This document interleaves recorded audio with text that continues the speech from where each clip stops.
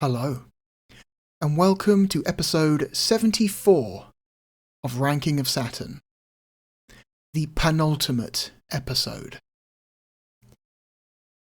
Today we will be ranking our 240th game in our list, and the final game to be officially released in Europe for the Sega Saturn.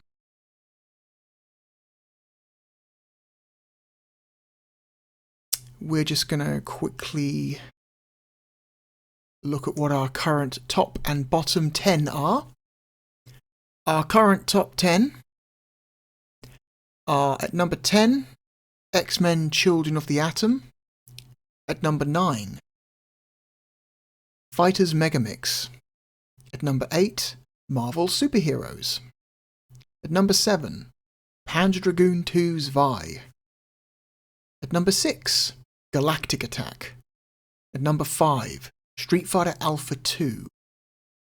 At number 4, Street Fighter Collection. At number 3, Sega Rally Championship. At number 2, Shining Force 3.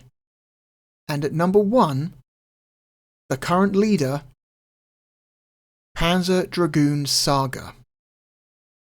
And our bottom 10 games right now are at number 230, Starfighter 3000, 231, Chaos Control, 232, Hardcore 4x4, 233, The Incredible Hulk, The Pantheon Saga, 234, UEFA Euro 96 England, 235, High Octane, 236, Actua Soccer Club Edition, 237, Rise 2 Resurrection, or Resurrection Rise 2, depending on who you ask.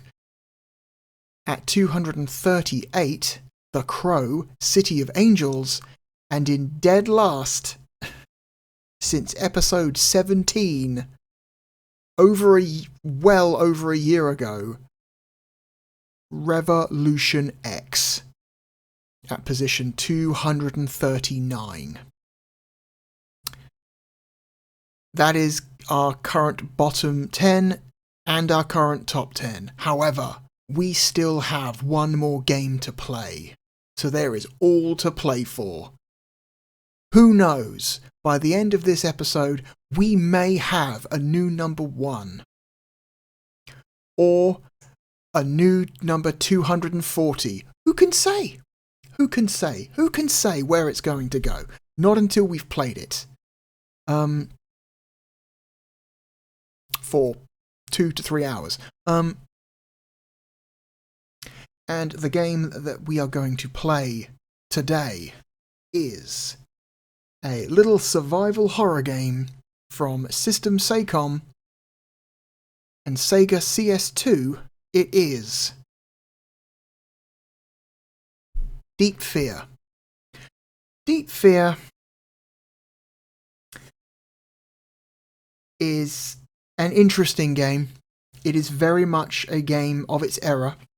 It is a game that came out in the post Resident Evil craze for games like Resident Evil. I think I've mentioned a lot in the past that the late 90s is a time littered with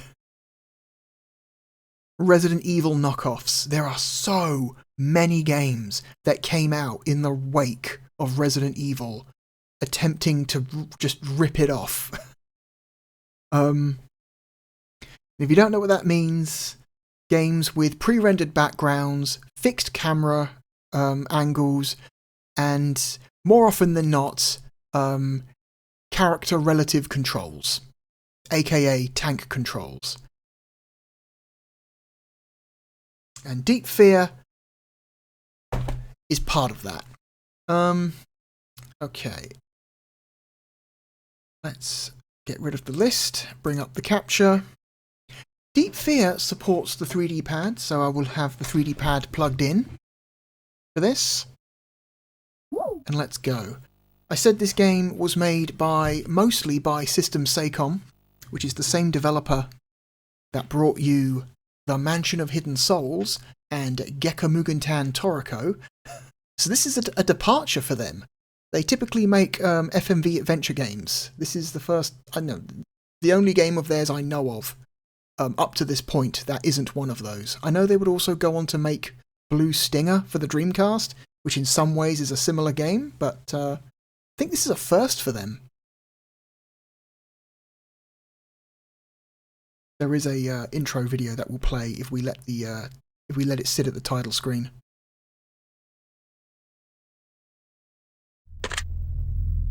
Everyone on base, until instructions are given, do not make a sound. Stop all construction work. I repeat, do not make a sound. This is not a drill.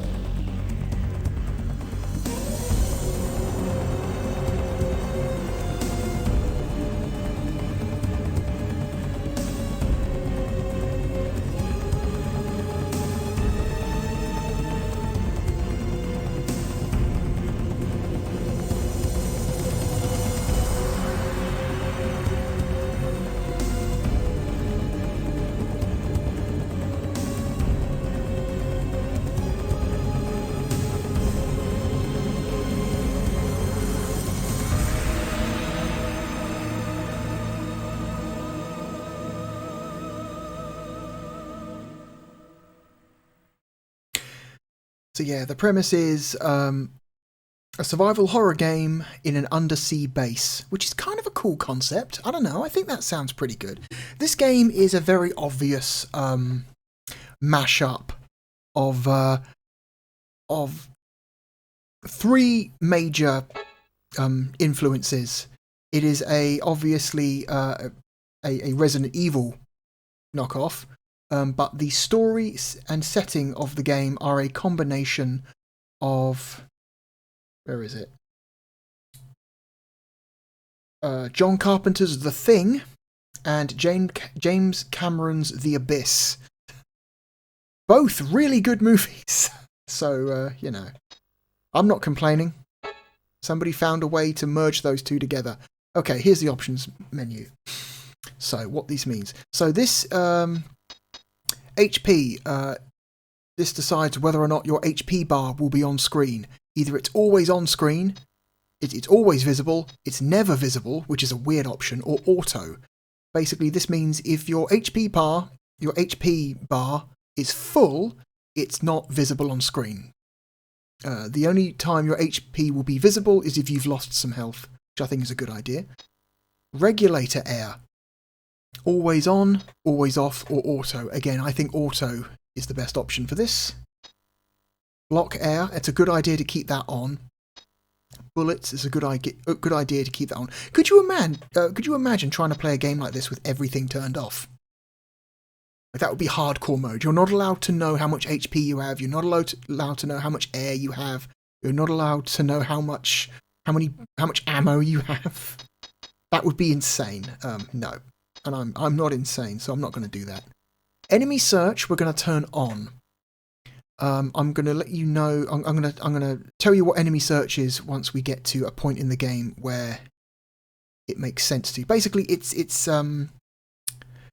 makes it easier to hit enemies, but I'll get more into it once we get to our first real enemy. Stereo. Okay. New game.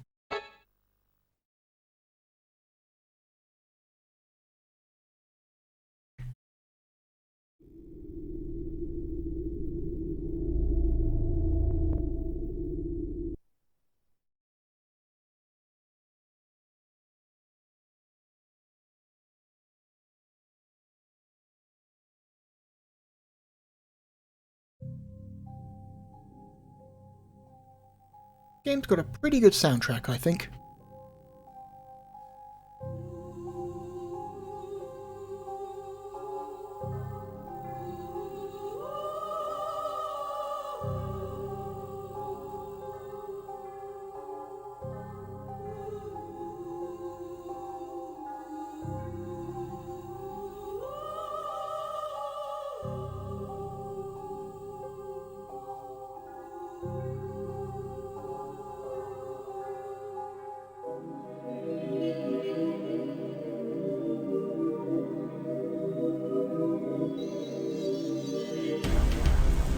Pacific Standard Time, 18 hours and 37 minutes, an unidentified flying object emitting a regulatory signal crashed into the Pacific Ocean.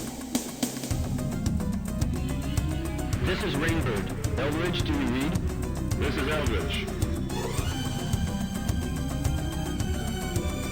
Floating object discovered. Thought to be part of the cage. Point N17B158. Yuzo Sagano, this was his first game. Roger, Rainbird. Did the cage sink to the bottom? That's very possible. Kenji Kawai, the one and only sound composer. Rainbird, drop a buoy at the point and come back. We'll have the sea box go. Roger.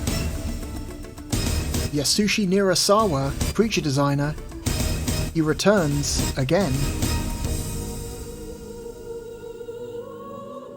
So you know the monster designs in this game are going to be super fucked up if Nirasawa is here.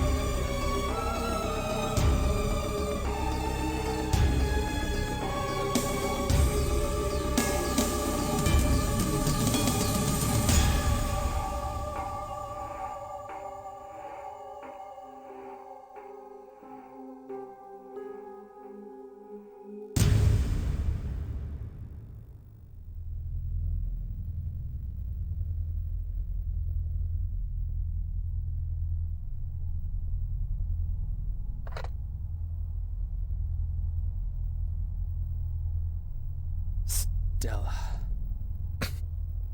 Sure.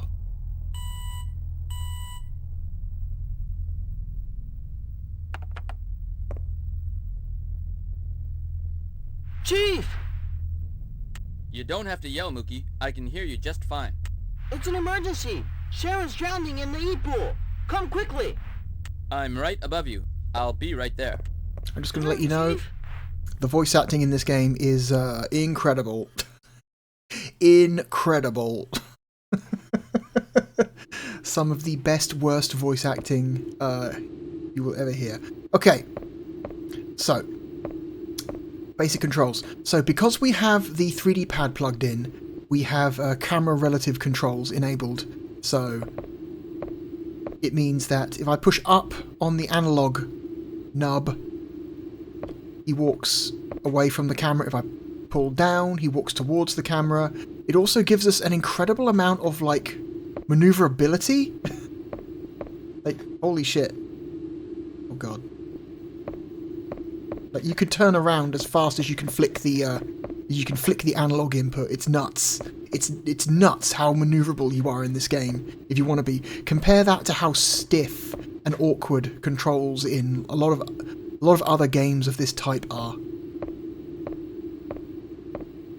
However, that is only the case if you play this game with a 3D pad.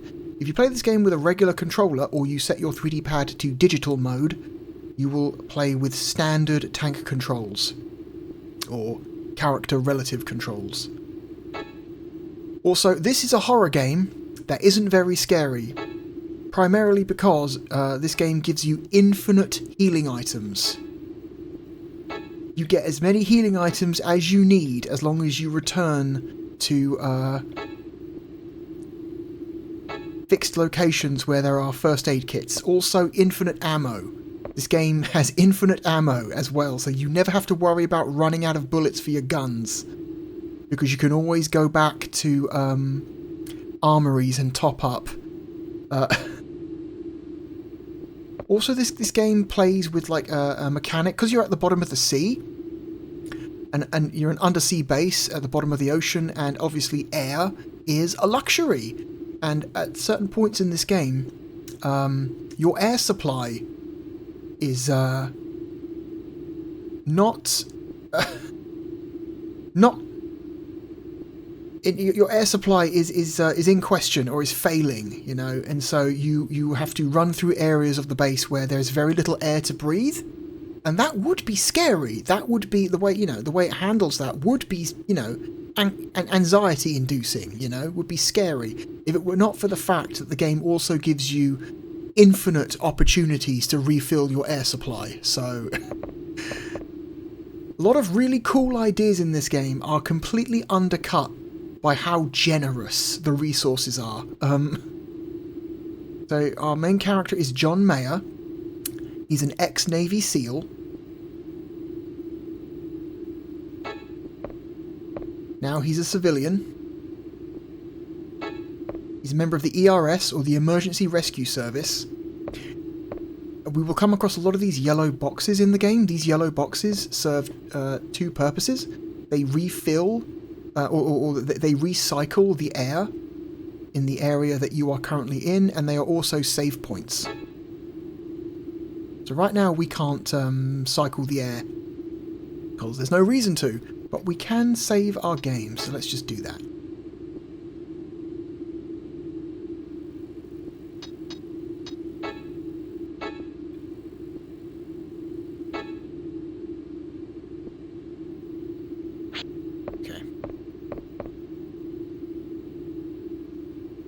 Okay. Alright. There is a problem with this type of control, though, in this type of game, is that if you run into a transition point between two backgrounds, you might end up in a position like this. I keep down held on the analog input, and it's just constantly switching backgrounds. So if you play with a 3D pad this game, you have to train yourself to let go of the analog input every time the background changes to prevent you from, like, accidentally running back to where you just came from as soon as the background changes. Okay. See, you can tap the left shoulder button or trigger to bring up the room identifier to let you know exactly where you are. CCD area, second floor. The X button brings up your inventory. We currently have 8 first aid kits, 1 resuscitation kit, which is just a more powerful version of the first aid kit, and an air grenade. I'm going to set the first aid kit as our set item. A set item, basically, you can set an item to be instantly used via the Z button on the face of the controller. So, but you can only set one item. So if we set an air grenade as our set item and then we hit the Z button, we would automatically throw a grenade.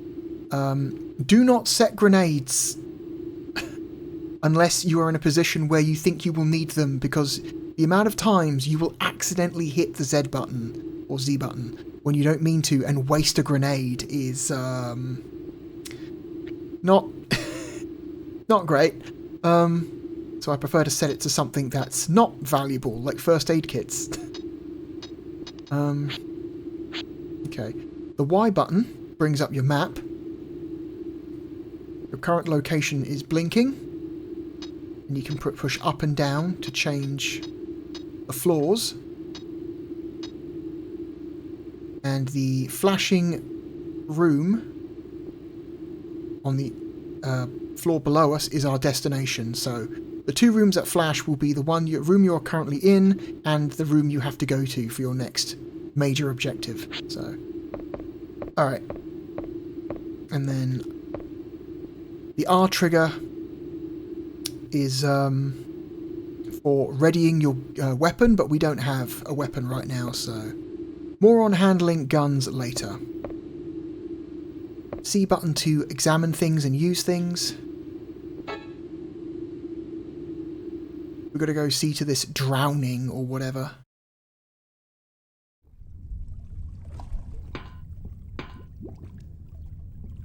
Chief!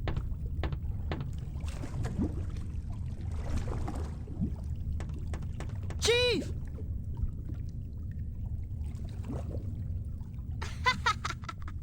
What's going on? April Fools! Did you forget it's April Fool's Day? You know, we don't have time for these fun and games. Sorry, Chief. The mood around the big table had been kind of stuffy lately, so I had to play a joke before going crazy. What do you mean, stuffy?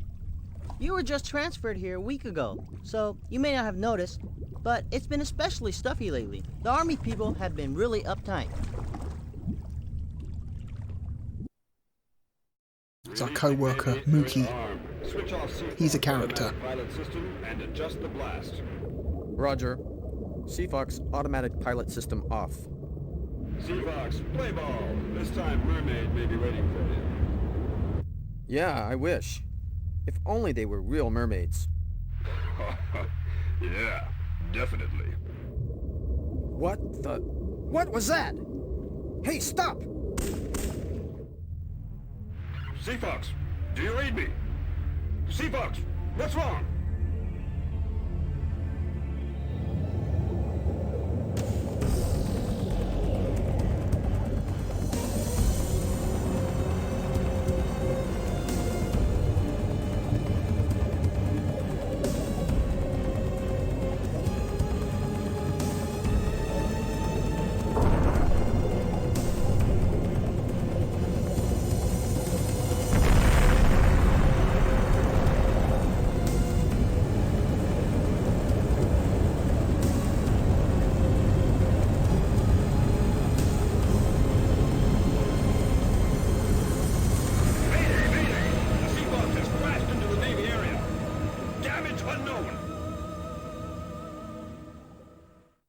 Okay, so the nearby submarine has had an accident for unknown reasons. Attention please. Would ERS John Mayer immediately report to the CCD area deck group? I repeat, would ERS Chief, John I think Mayer they need you. immediately report That was to his the emergency call. CCD I wonder what area deck happened. I'd better go. Hey, Chief! You got a cold? You could say that. John, take care of yourself. Thanks. You could say that.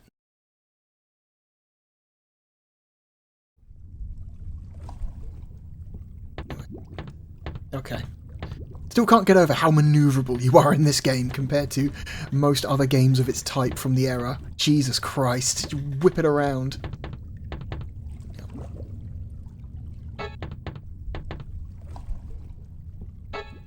Okay. Let's take the other door.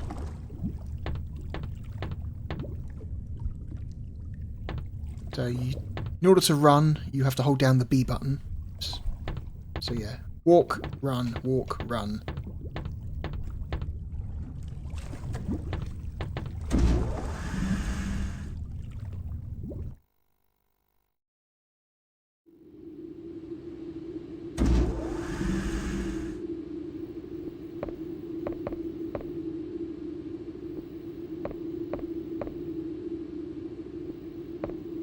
Okay, we go around here.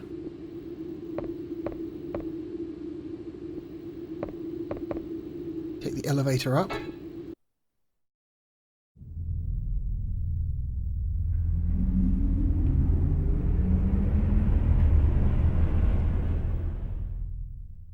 This is a very FMV heavy game. Unsurprising since it comes from a developer who specialises in FMV adventure games.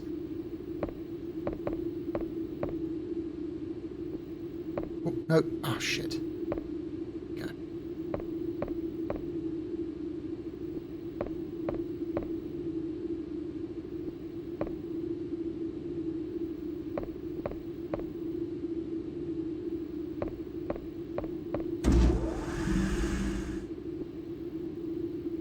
Okay.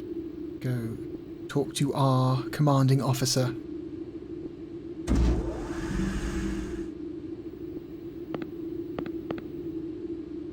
Introduced to two new characters.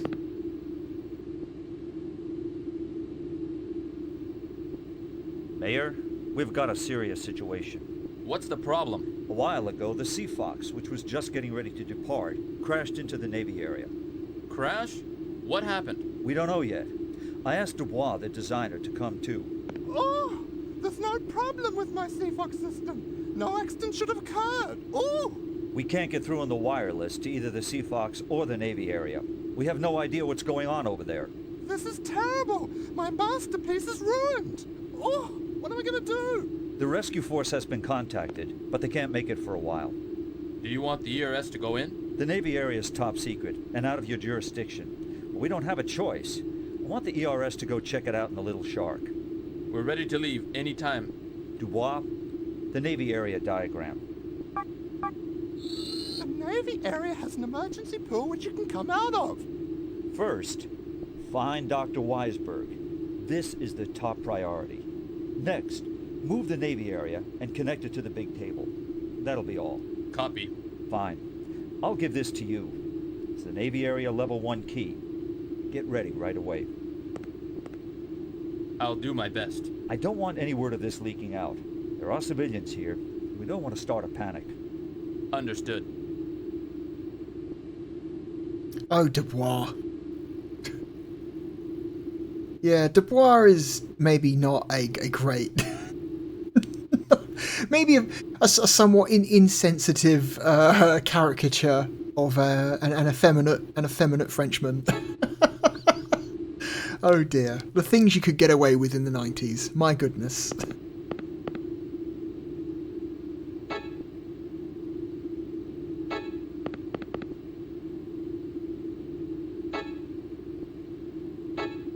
Okay.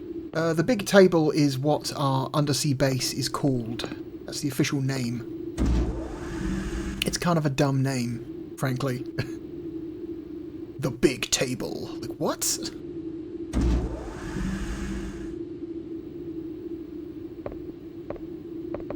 Okay. Let's head back to the dock.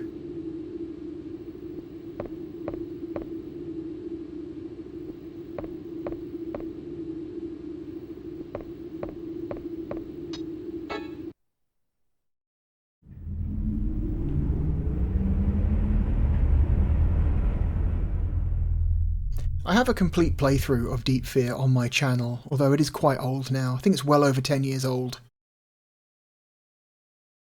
Might even be 15 years old, Jesus.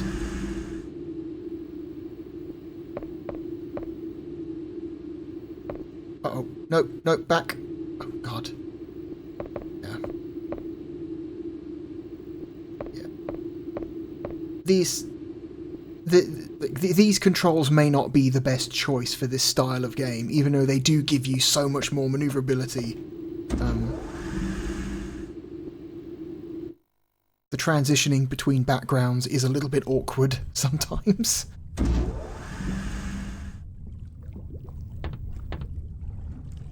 Okay, instead of talking to Mookie, I'm going to run right past him and examine the barrels where he was standing earlier.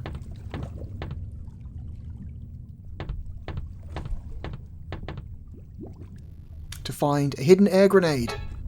Now we have 2 air grenades. So yeah, unlike Resident Evil, this game does not make all the items you can find visible. You know how in Resident Evil, any items just lying around are usually visible because they sort of sparkle. They're like little sparklies attached to them, making it easier for you to see them. Not in this game. In this game, they're just either part of an object in the background, or they're just sitting on the ground. Come on. Do I have to talk to him from a certain position? Okay, I've just got to get close to him. Sharon was worried that you were mad. I'm not mad. More importantly, Mookie, how's the little shark? Best conditions. Like the Yankees in '96. Why? What's up? An accident in the Navy area. We're the first to go in. You mean we get to go in and check out the Navy's secret weapons with our own eyes? Hey, this is no joke, Mookie. You've got an important job to do. What? I'll fill you in later. Mookie, why are you staring directly at my crutch? Yes, sir.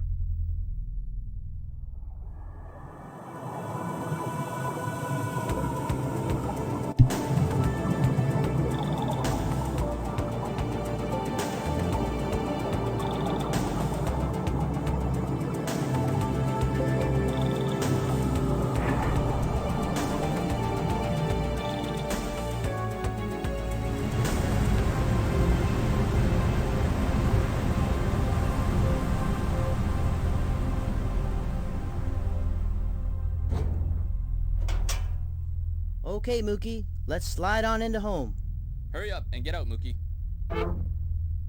Oh, Mookie.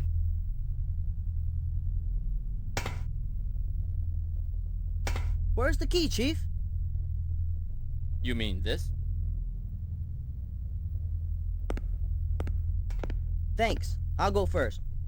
Can't wait to get a look at the top secret weapons. Great delivery. Amazing read. Yeah. Didn't want to do that one again? No? Didn't want to? No? One and done? Okay.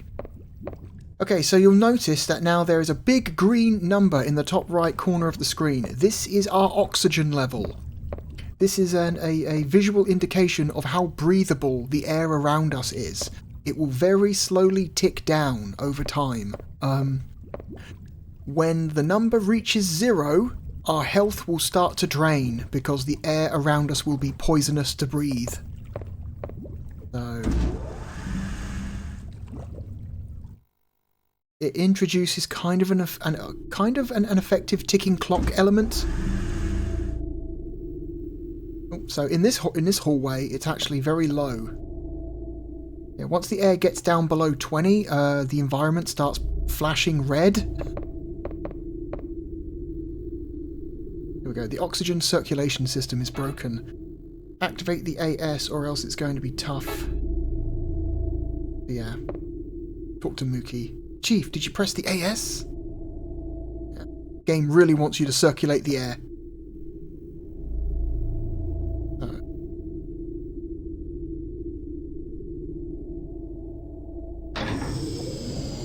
Okay, let's hurry.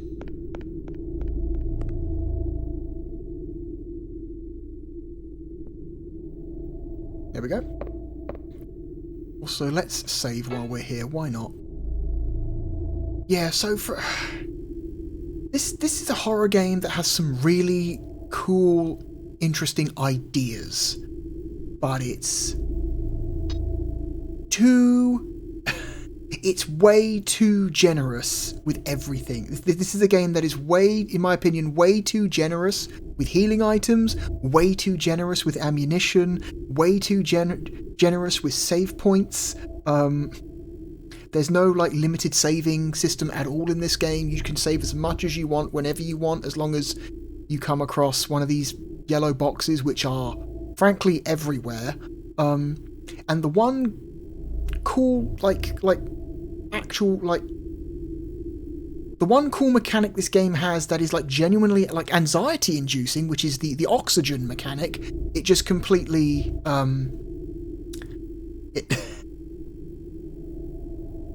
it almost completely nullifies it by just making the air way too easy to replenish. Oh dear.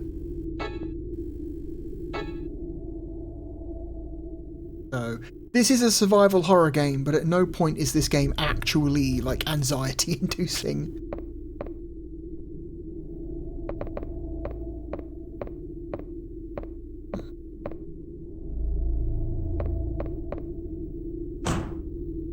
It's the refrigerator. The door is locked.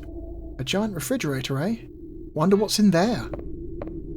The final boss is in there, but you don't know that until you get to the end of the game.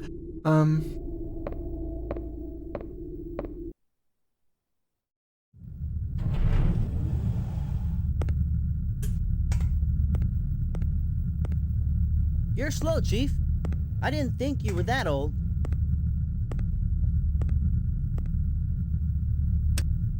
Mookie, I love you, but please shut up.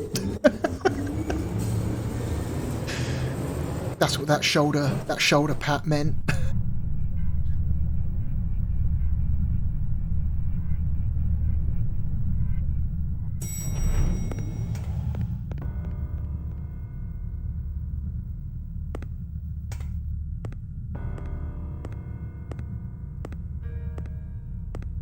He's hurt. Hey, you okay? Kill me, please. What? Kill me, please.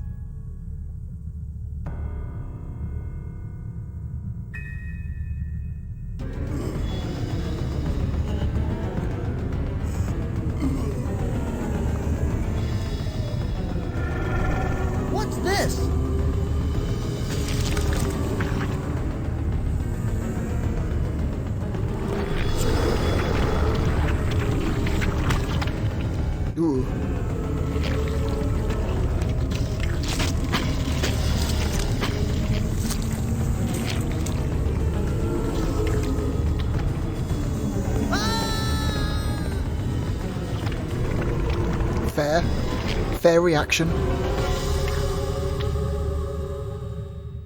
Okay, time for some of this Yasushi Nirasawa monster design. Okay, combat. We've obtained our first weapon, a Glock 17. So luckily, because we have analog controls turned on, we can immediately run away. Okay, right trigger to pull out the gun. Okay, this is... Okay, enemy search. Remember there was an option in the options menu called enemy search? So if you have enemy search turned on, at any point during combat, if you're not pointed at an enemy, you can lock on to the closest enemy by tapping the left shoulder button while your weapon is out. So, if I face away from the enemy and tap the left shoulder button, see? Left shoulder button. Okay. C button to shoot.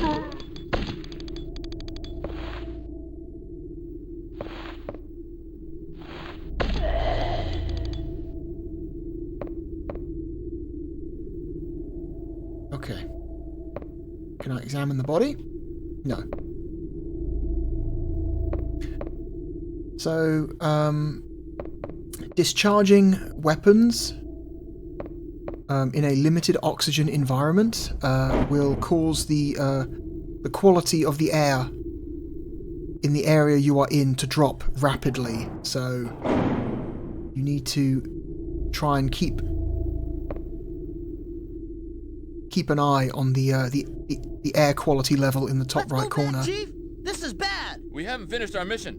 We have to save the doctor. Please, no! You saw how that guy turned into a monster. I know. That was strange. That was strange. This is Clancy. What's the situation over there? Besides the air system being down, there seems to be no major damage. Also, one of the survivors turned into a monster. A monster? What are you talking about?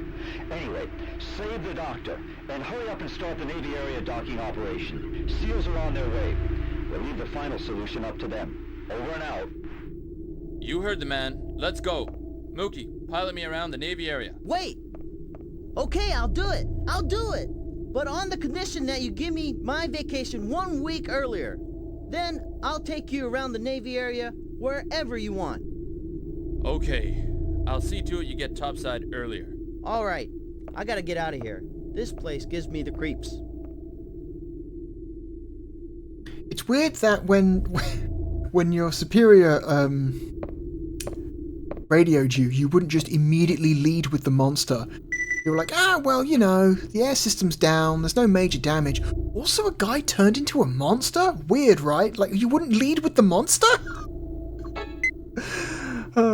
Anyway, so this is the ammo dispenser that I mentioned earlier that never runs out. If at any point you get low on ammo, you run for your nearest ammo storage and just top up, and you never run out of bullets. Also, while we're in here, if we examine this red storage box, we get a grenade. Nice.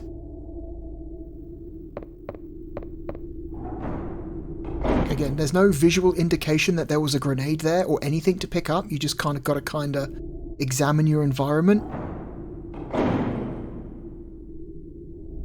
And you'll just find stuff. Okay.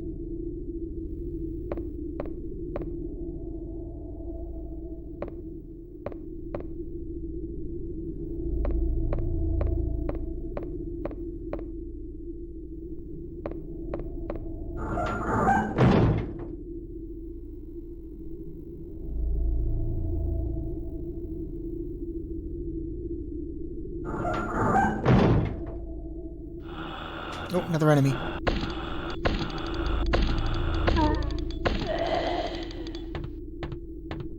Okay, this game also lets you run with your weapon out. You don't have to plant your feet in order to point your weapon and shoot. And it's just about to run out, but luckily we got here in time. And tension destroyed.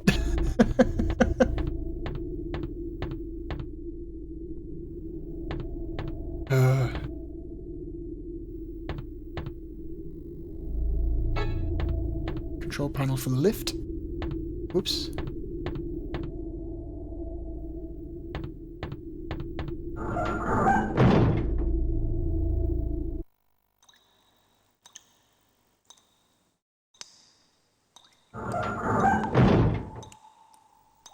Okay. We run round here.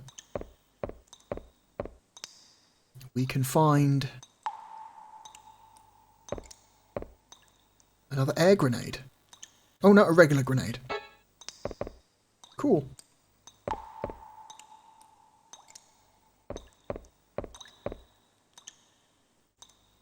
I find the transition between backgrounds just a hair too long.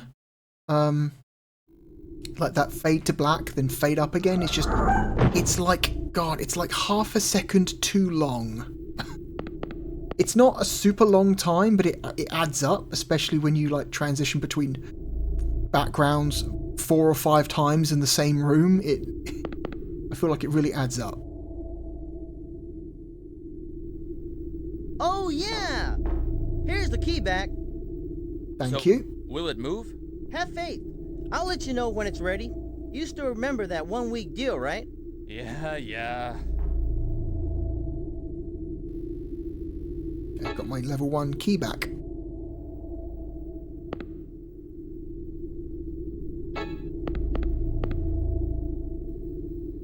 Wireless communicator not working. Okay, now we've got our key back. We can go back and open that door in the previous room.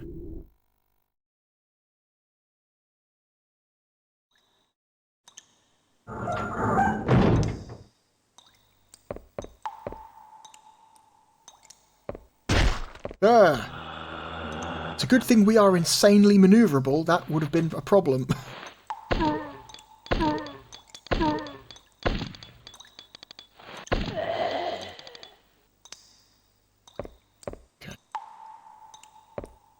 With regular tank controls, we would have had to slowly back up, then slowly turn around, then, you know, before we could run off. But with these analog controls, enemy encounters are somewhat trivial. What was that? Sounds like a monkey.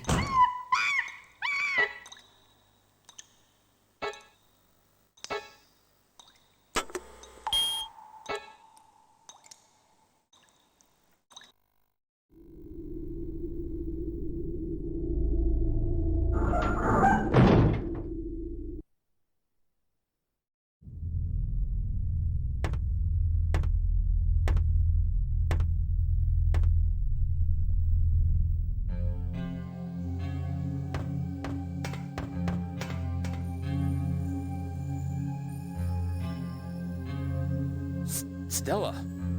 Don't think so. Can't be. Gena Wiseburg? MI? Head researcher? Hey, can you hear me?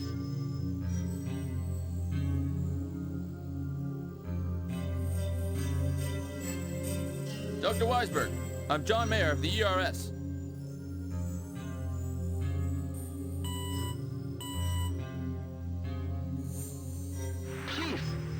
Confirmation for my early leave. Mookie, is it going to move? No sweat. I was rolling my gas convoy when I was 3. Get a move on. We'll be back at the big table soon.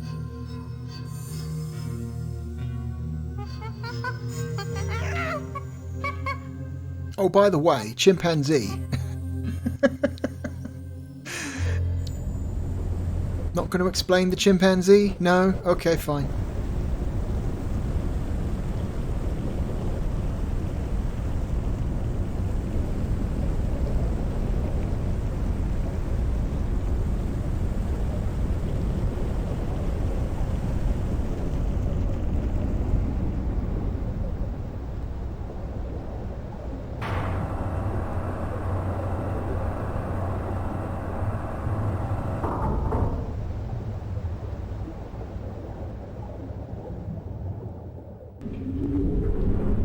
I do like the concept of a giant undersea base, but it would be phenomenally just just expensive and dangerous and just not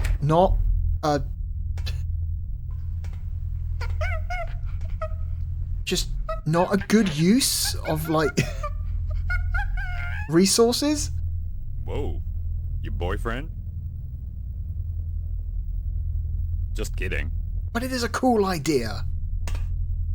Danny, there's a monster. We have to shut off this area. What was it this time? Another mermaid? It's true. I saw it. It was terrible. I'm sick of your horror stories. I'm not lying, right, Chief? Danny, maybe you should seal off the area. Well, I took care of the monster. Maybe you caught pressure psychosis. That's Dr. what I think. Wiseburg. I'll go to Commander Clancy's room.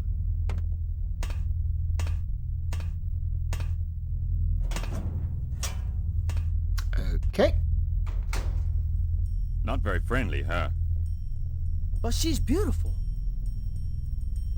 Mookie, go return Little Shark before the area is shut off. What? I told you there's a monster down there. Didn't you say you just took care of it? Okay. I'll go. I'll go with you part way. Don't be scared, kid. Don't call me kid. Danny's a good character. You know what? Most of the characters in this game are actually pretty good. Pretty charming, at least. Even if they are somewhat insensitive depictions of certain types of people. Anyway, okay, so this is the docking area. If we wanted to, we could go to the sea farm area, which is another part of the base, but there's nothing really to do or find there right now, which is weird. There's another storage area here.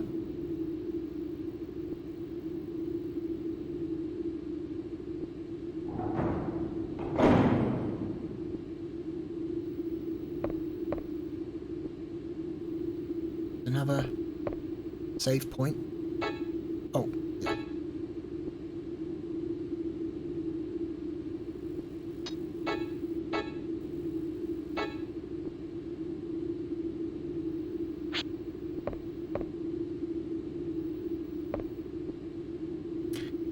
I think in terms of like visuals, this game is not too bad looking. Like the 3D models in this game are like, they're like a little rough. They're not quite on par with, you know, like the character models and enemy models in like a Resident Evil game, but they're like, I don't know, they're like respectable.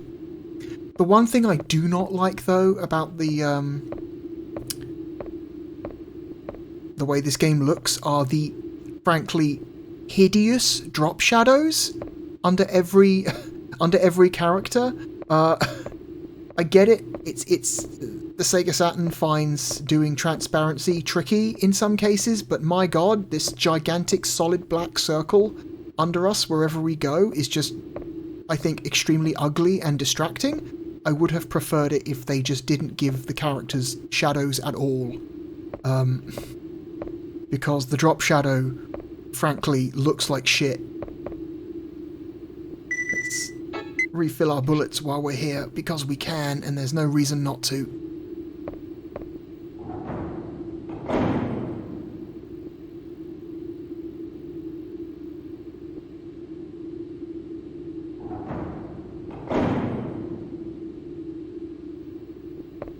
Okay, let's go back to the CCD, which I believe stands for Command and Control Deck, I think.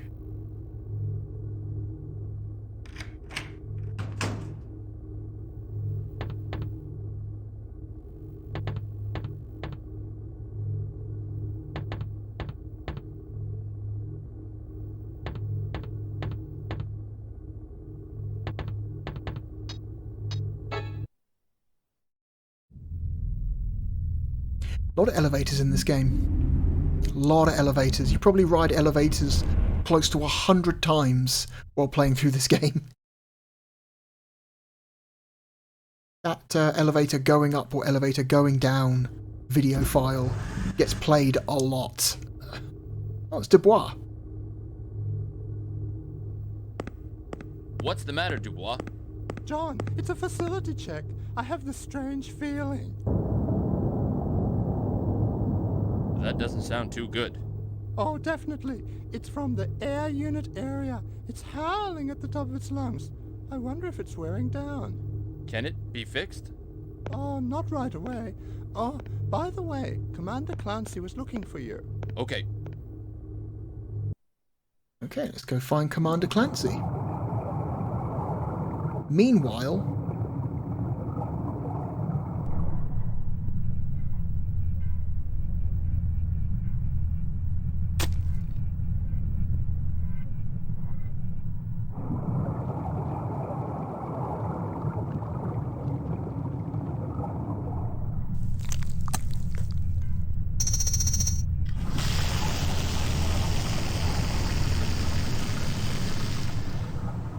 That's not good.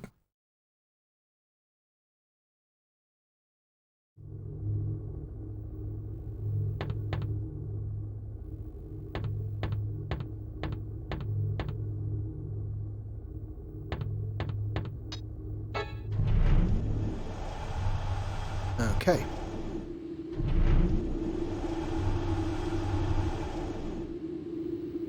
All right, we're back where we began.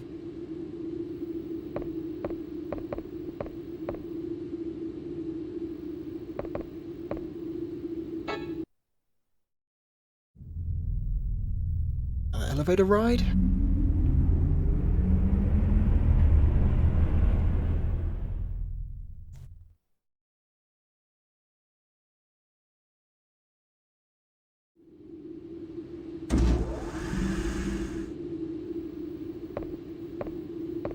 I think this is Clancy's office here. Yep.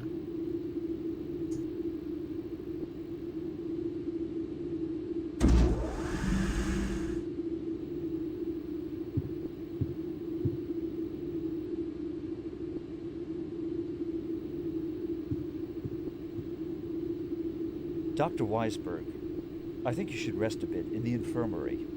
Yes, but there's something I want to check on, so I'm going back to my room in the MI area.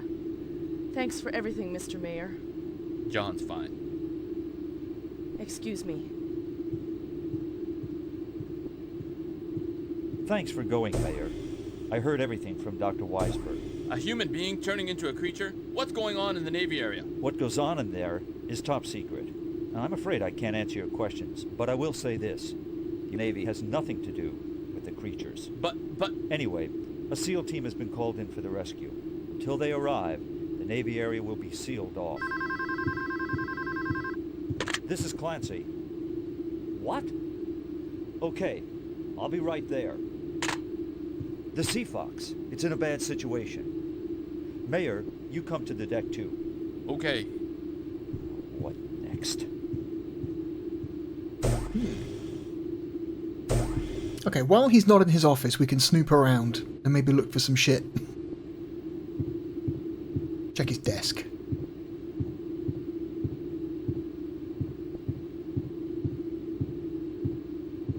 Nothing here. Oh, there we go. Found something. We've obtained a report on the EEC, Emergency Evacuation Committee. MI and DN, the two leading major investors of the big table, have been asking about the EEC, Emergency Evacuation Committee, for quite some time now, and whether or not, the W on that, weather, looks kind of rough. It will be indeed, whether or not it will indeed function. However, due to the limited budget we have, the EEC plan has been officially postponed. Therefore, the following have been assigned as temporary measures. Number 1. The cruiser Eldridge of the US Navy Pacific Fleet will be the official relief ship if any emergency should occur. Number 2. Staff from the ERS will be on board the big table at all times. The ERS, or Emergency Rescue Service, is a civilian rescue squad founded by former US Army Green Beret Lieutenant Colonel Gabe Riley. Oh my god, it's a title. Its members consist mainly of former military personnel. Unlike public-operated rescue squads, the ERS specializes in special scene rescues. For instance, they are recognized worldwide for their involvement in plane crash rescue in high-altitude mountains. For their involvement in a plane crash rescue in high-altitude mountains in 1985 and an oil refinery plant explosion rescue in 1997. ERS has 32 stations in the US, all with rescue and first aid specialties. They are called in for all types of situations, civilian as well as federal. Okay. They've probably been defunded by now. They're probably not a real thing. I'm assuming they were made up for this game. I'm just saying, if they were real, they would have been defunded. You've obtained a letter to Captain Dawkins. Captain Clancy Dawkins, U.S. Navy Pacific Fleet. After due consideration of all your efforts in previous incidents and all you have done for the United States of America, you have now been appointed Chief of Command of the Underwater Fueling Facility Base, SSB-01, as of January 1st, 1999. So it's set in 99. Okay. So it's April 1st, 1999. Also, refueling base. For what? Submarines?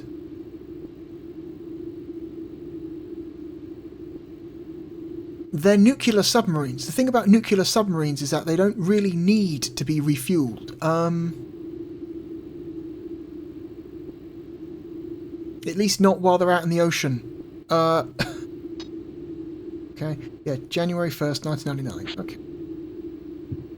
That makes no sense.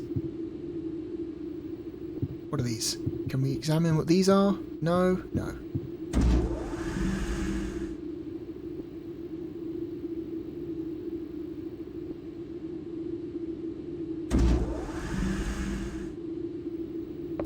At any point you can press the start button to bring up your pause menu, go to file, and then you can access any previously read documents you found in the game.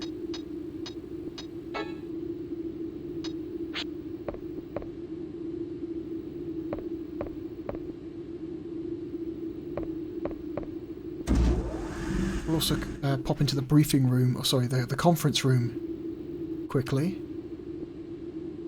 I think there's one in here as well.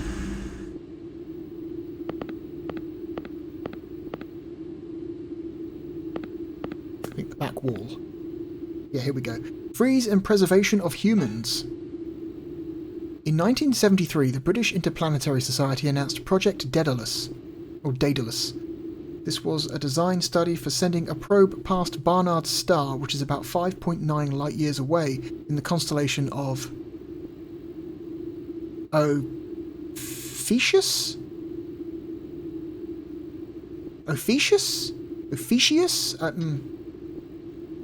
In this project, a 54,500-ton spacecraft with huge pulse microfusion rockets set out on a 43-year trip to Barnard's star. Its cruising speed would reach 13% the speed of light after its 4th year away from our solar system.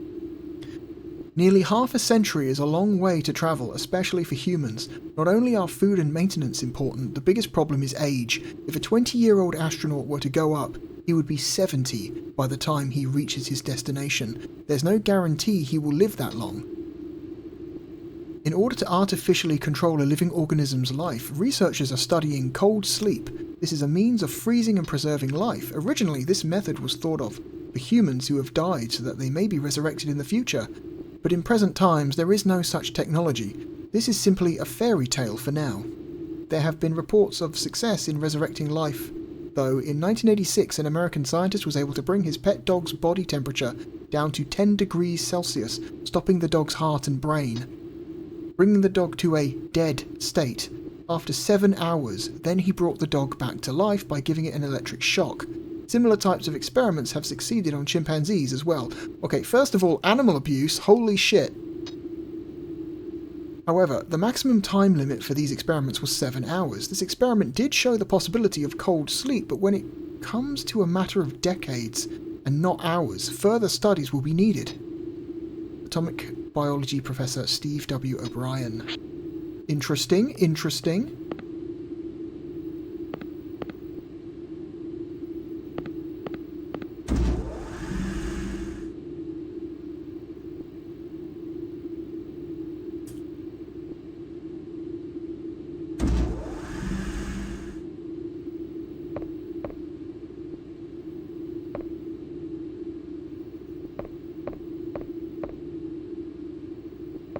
Okay.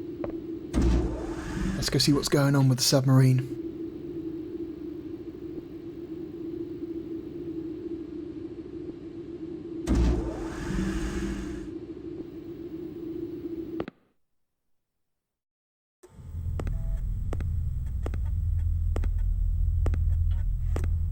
The Seafox missile hatch is open.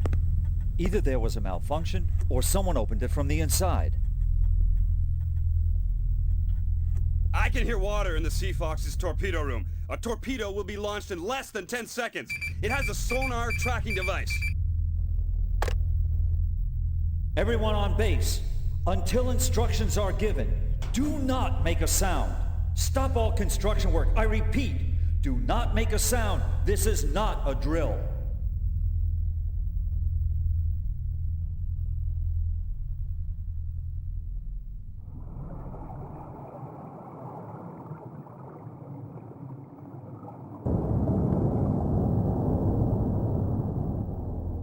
What's that sound? It's the air unit area. Oh my God.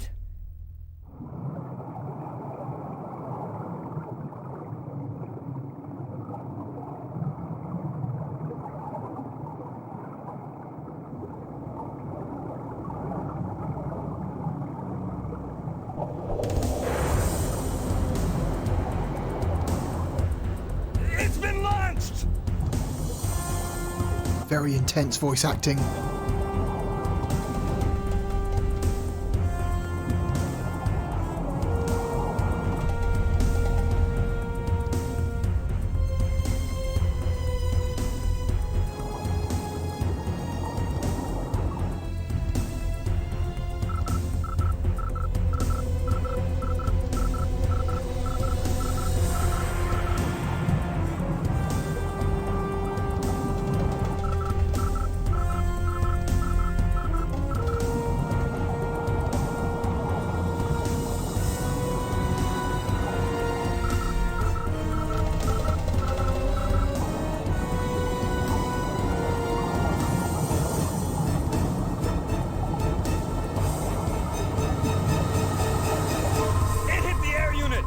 Safety system was on. That was close. But the air system isn't working. The pressure's dropping. There's a threat the big table could be flooded. Report the damage immediately.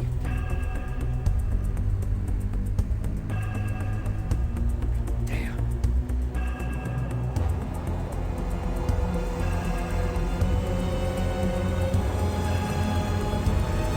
Oh, that's not fucking good.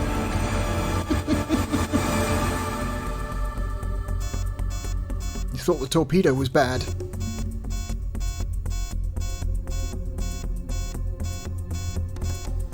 Commander, the Seafox missile hatch is... What? This is an ROV picture. The Poseidon could be launched at any moment. Someone is operating it from inside. Nuclear. From inside. I love the intensity of his voice acting. How is the Poseidon missile launch code deactivated? 2 keys must be entered within the Seafox command room. He's really going for it. Team arrived yet? The Coast Guard has arrived, but it'll be a while before the DSRV arrives. We don't have a minute to spare. Mayor, you were a SEAL Team 6 member, right? Didn't you have training in decoding nuclear missile launches? Yeah, but... I'm sorry, we don't have any time. Get aboard the Seafox and take care of the situation. Go now! But... Your submarine should be able to dock with the Seafox. Just in case, I'll give you this. It's a standard weapons storeroom pass card. If something happens in the Seafox, use this to get a weapon. Good luck.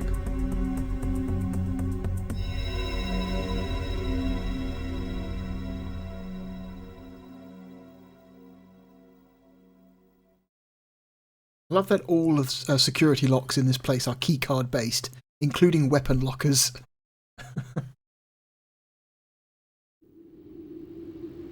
You obtained a weapon card for the submachine gun A.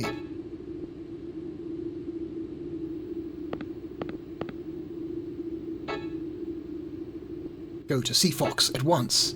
You're our only hope.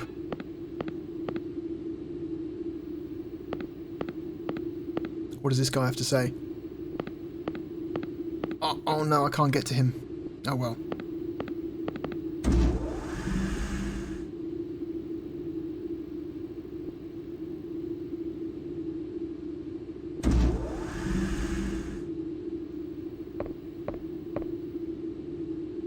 So you notice now that the CCD area, we now have an air quality indicator in the top right corner, slowly counting down.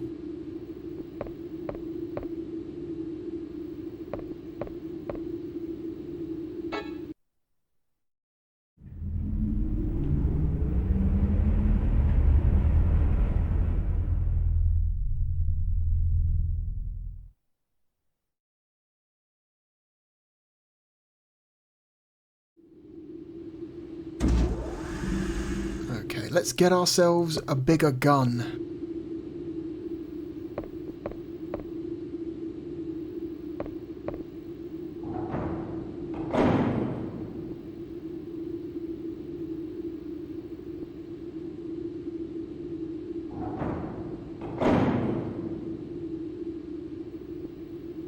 Okay, so we go into the storage, into a storage room. We go up to the lockers.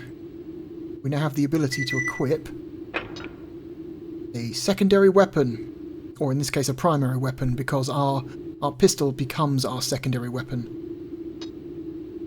Select. That will set it as our quote-unquote special, but really primary weapon. It's a Steyr TMP, or Tactical Machine Pistol. I like that when you equip a gun, it appears equipped on your character model. You can see him grab it and then hold it. It's a nice little detail. On the ground here is a magazine for the submachine guns, so that allows us to actually carry more bullets.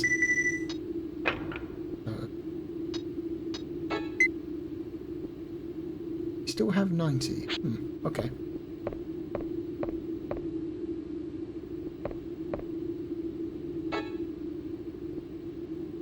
Have a regulator, you could replenish the air. It's the regulator charge. Oh, okay, that's not a save point. Okay, so some of those yellow boxes are not save points. Good to know. Oh my god, that close to the threshold. Okay. Nothing on those barrels. Those barrels are meaningless. They hold no secrets.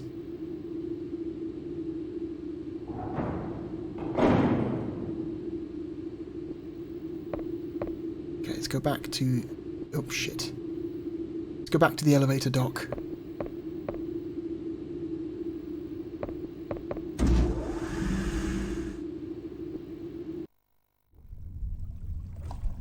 No, sorry, not the elevator dock, the fucking... elevator dock? What the fuck even is that? No. The submarine dock. Sorry. Fuck. I swear. I'm getting worse.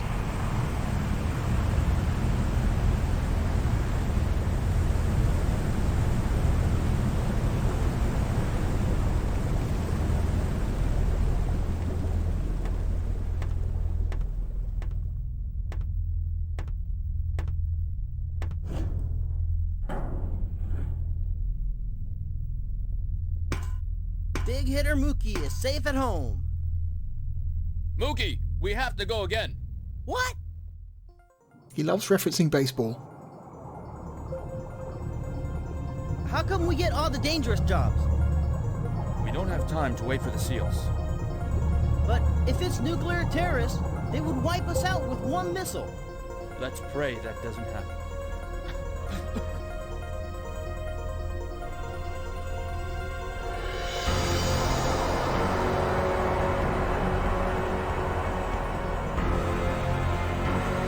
Music gets real intense all of a sudden.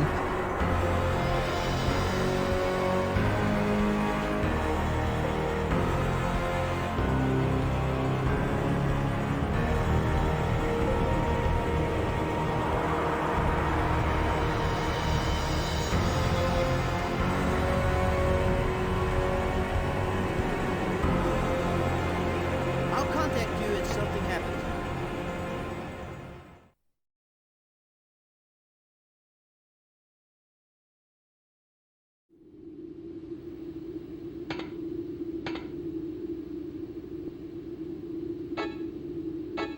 Okay. I need to top up my first aid kits? No, I can't hold any more first aid kits.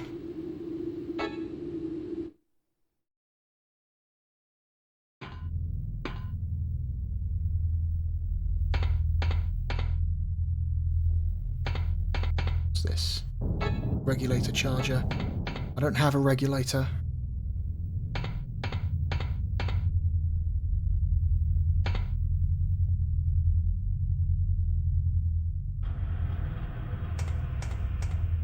ERS, what happened? Everyone's dead from the strange disease. Hell, I might have caught it too. There's a submarine at the hatch waiting for you. What about you? I have some things to do in the back. Be careful. The air in a ship is dangerous from fires. Use a regulator when the air doesn't clear things up. Okay, thanks. Okay.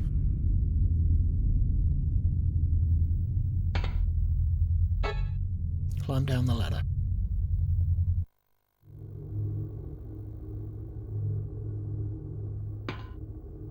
Oh God.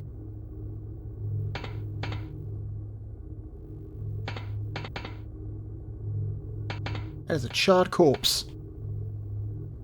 Yes, it is.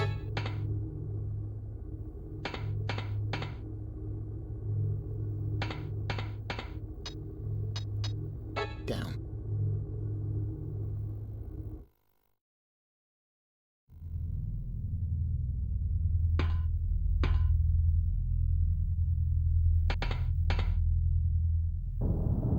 Oh, hey, look, there's a dude over there.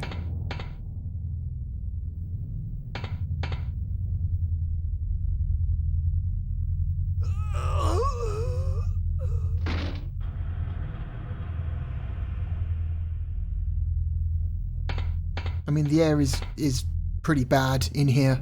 We should cycle it. I think what would be a cool idea is when you cycle the air, like it takes into account all of the separate rooms in the area that you're in, and instead of just refreshing the air in the room that you're in, instead I think it should average out the air quality in the entire section. So in order to bring the air quality up in a bad part of the submarine or base, it means slightly bringing down the air quality in the rest of the area. I think that would be a cool idea. Although that means you would have to balance the entire game around that.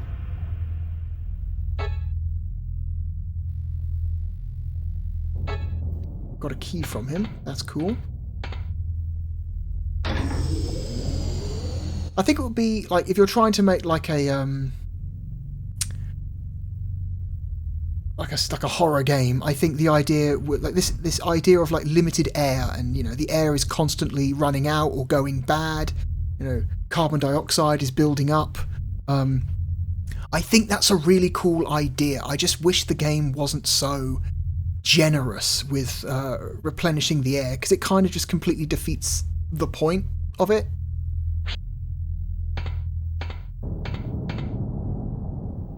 Okay, let's go back this way.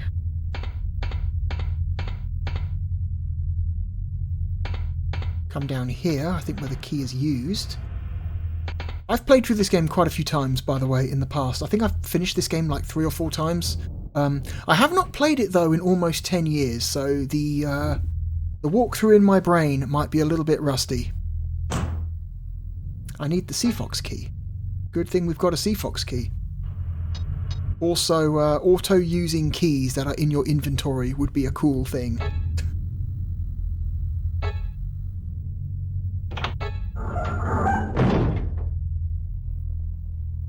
As opposed to have to manually open your inventory and manually select the key.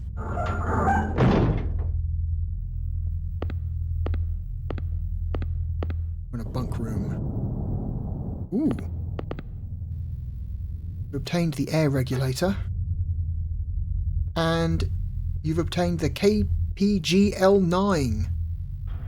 Is that like a harpoon gun? Or is that a shotgun? Looks like a harpoon gun.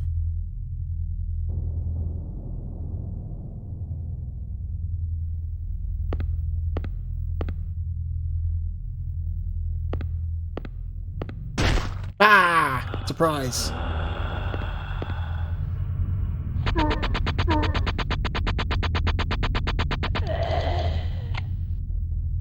Dealt with.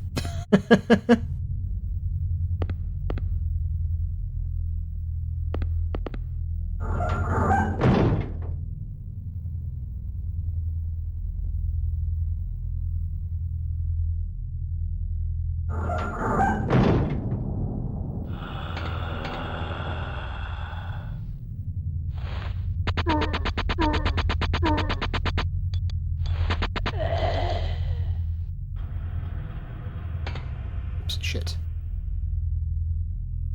Okay.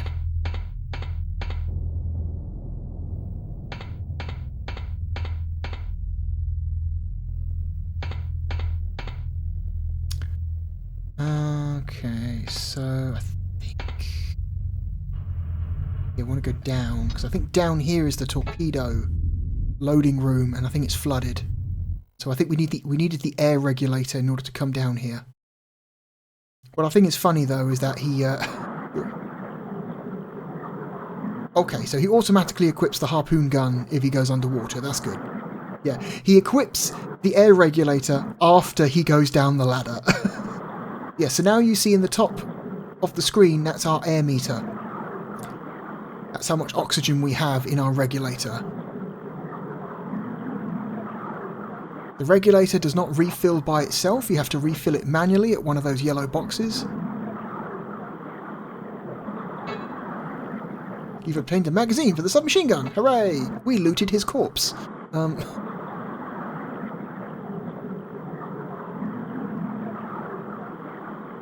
Yeah, that drop shadow is hideous.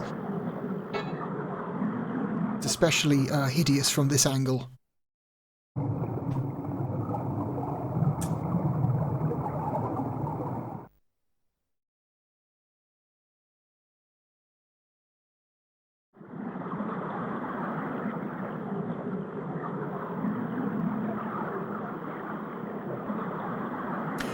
It's the hatch to load the torpedo. It's large enough for an adult to enter.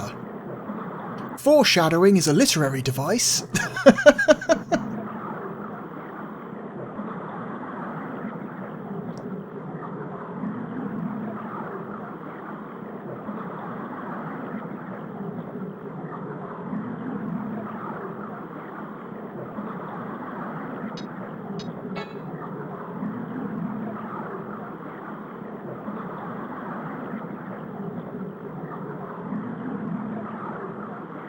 So we've grabbed the fire extinguisher.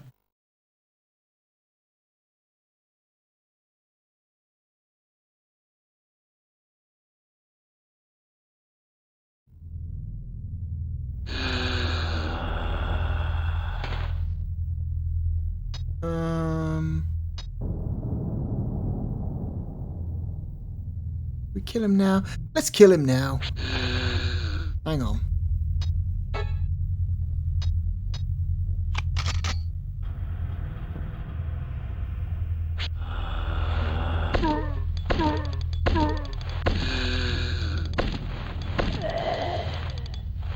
Oh shit. Okay, there's another one.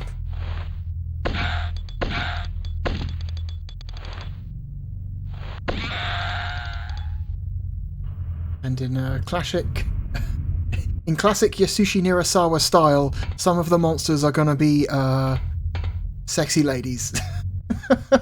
You can't stop him. You just cannot stop the man. You know what? No, cancel. Let's save first. So it's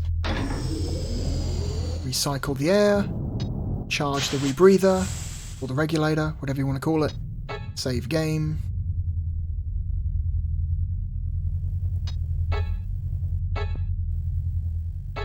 Okay.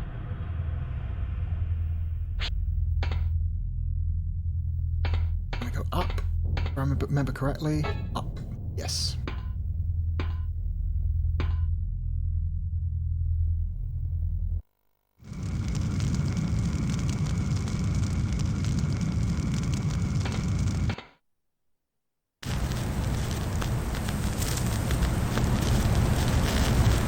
Oh, that's bad. There's a gigantic fire in this room. It's weird how it doesn't affect the air quality though. You'd think this room would have no air in it, but apparently there's plenty. Anyway, what are we going to do with the fire? So, we have this fire extinguisher. I like how so much stuff in this game comes in handy grenade form. Fire extinguisher capsule. It can put out a fire in a second.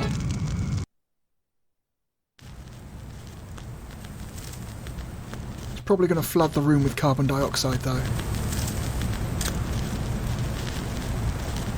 I'm guessing that's what kind of fire extinguisher it is.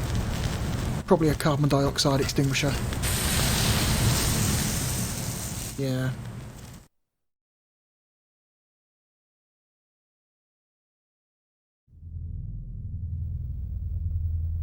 Yeah.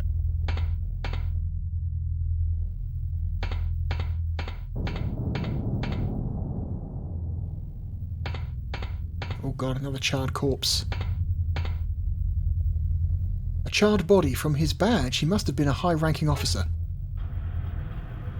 You've obtained the dog tag.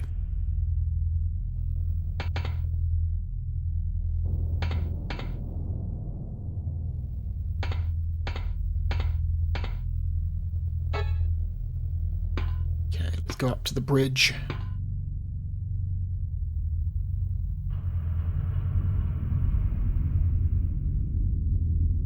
Oh, sorry, the announcement room.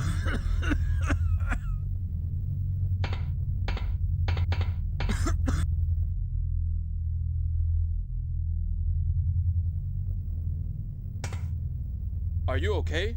Are you the ship's captain? Yes, I'm Dallas Silver, the ship's captain. Dallas Silver. We picked up that thing. Have you seen the creature? That thing? We don't know who's been infected. Half the crew transformed. One missile was launched, and now a nuclear warhead is being armed. Who's doing it? Second in command. He crashed the ship into the Navy area and wants to blow up the big table with a missile. I tried to stop him. Where is he? Downstairs. I want to disarm the nuclear warhead, but I can't move. It's up to you. Here. It's the key to the officer's vault. Inside is the nuclear missile control key. With the key and the second-in-command's password, the vault will open. But well, surely you can't launch the missiles without the key, so... As long as the key remains locked up, there's no chance of the missiles being launched. That's how it works. That's how the launch keys function.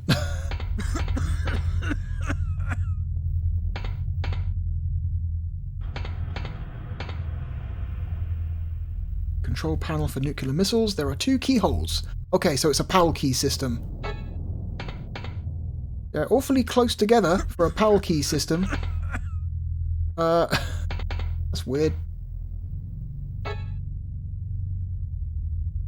Typically, the point of a PAL launch key system is that you need 2 people to turn their keys at the same time, and usually the keyholes are like opposite sides of the room, so one person can't do it themselves. Having the keyholes that close together kind of defeats the purpose of the PAL system. Okay, sure.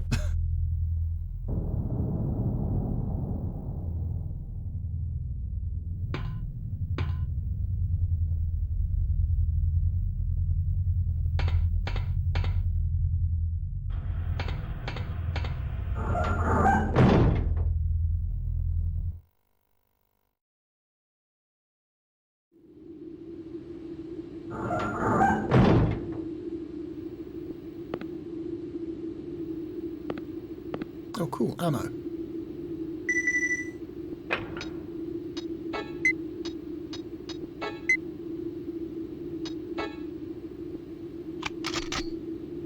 Switch back to the TMP. Oh, what's this? Communicator for the officers. It's inoperative. Okay, it's a safe.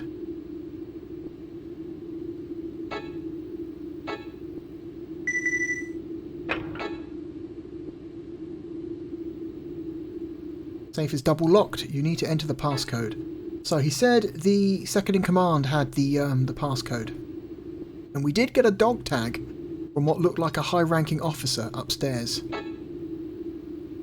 What are the chances? Michael J. Spader. 12/24. Ah, he was born on Christmas Eve. That's sweet.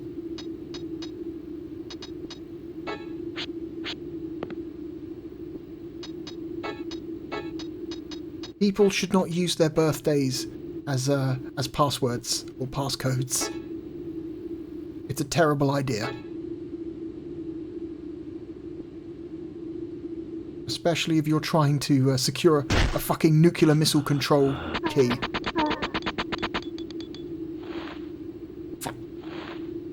There we go. Accidentally put the gun away. Oh dear.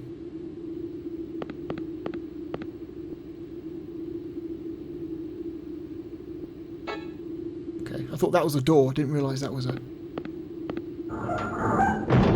And there's a bullshit enemy right outside the room, ready to attack us. This sucks. This enemy placement right here. Look at this shit.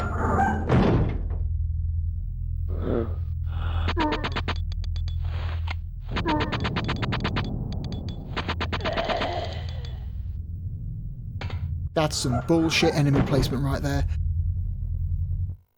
Luckily, we can't take damage while we're in the middle of an animation, like taking our gun out or putting our gun away, so...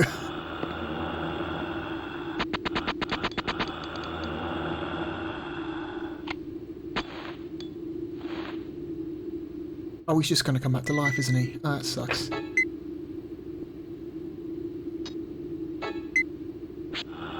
Oh, you know what? It's not worth it. Let's just get out of here. Is this guy going to respawn?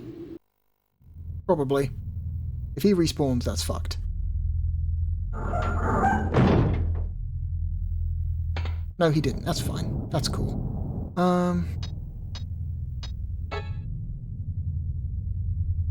Gonna save, because we're about to fight a boss. The first boss of the game.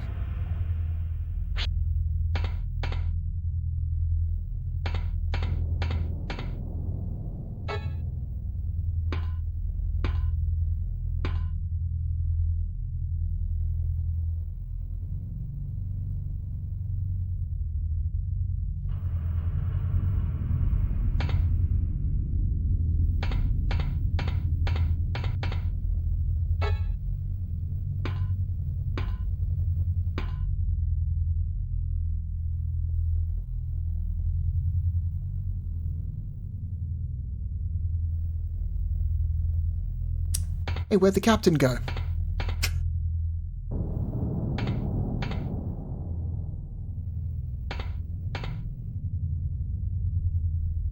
There are way too many different background transitions in this tiny room. You don't need this many. Missile control key 2. So where's missile control key 1?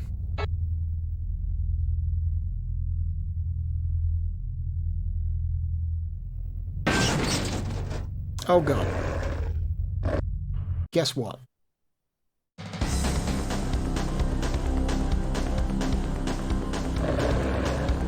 So guess what? First thing we're going to do, we're going to set the grenades.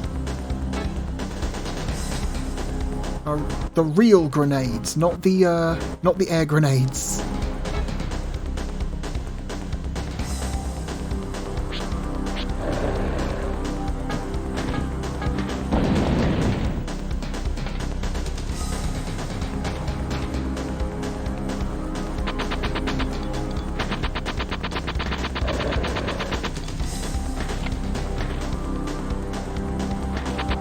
Oh, shit. Nope. Oh my god, the constant background changing fucking sucks.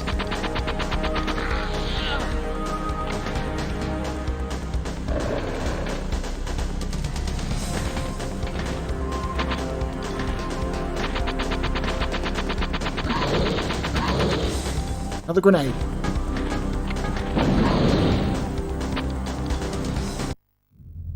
And that's enough to kill him, just as the air ran out.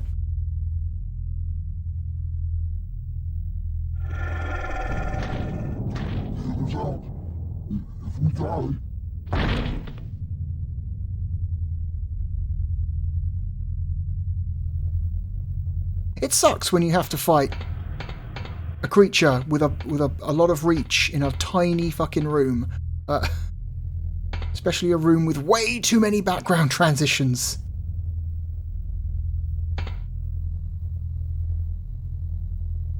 Part of his body has transformed grotesquely. So control key 1. Again, the point of the PAL key system is that the keys are meant to be... it's meant to be impossible for one person to use both keys, but sure, why not? Put the fucking keyholes right next to each other. Jesus Christ.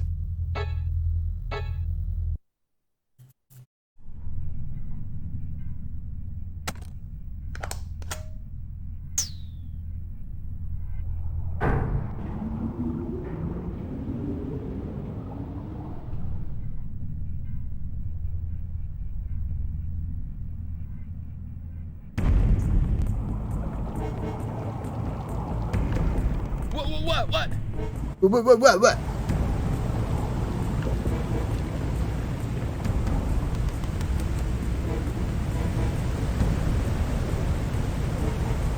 Oh God. It's not one thing, it's another.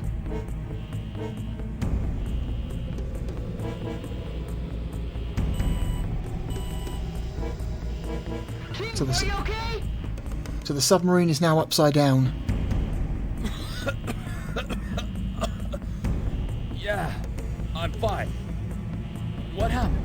I'll save the details for later. If you don't escape quickly, Sea Fox is going to fall into the trench. Stay, hurry! Get ready for intense music. Oh God, we have 5 whole minutes.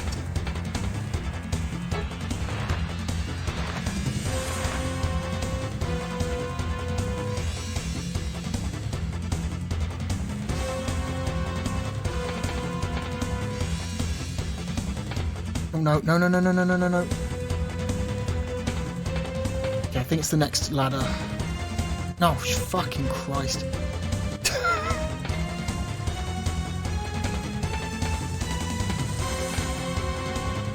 Climb the ladder.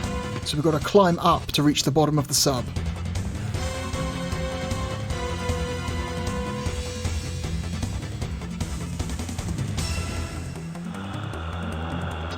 Nope, ignore the monster.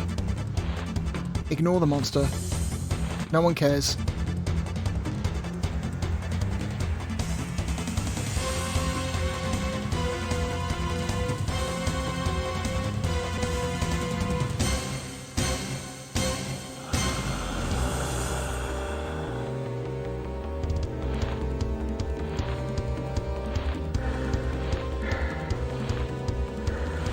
Underwater combat for you.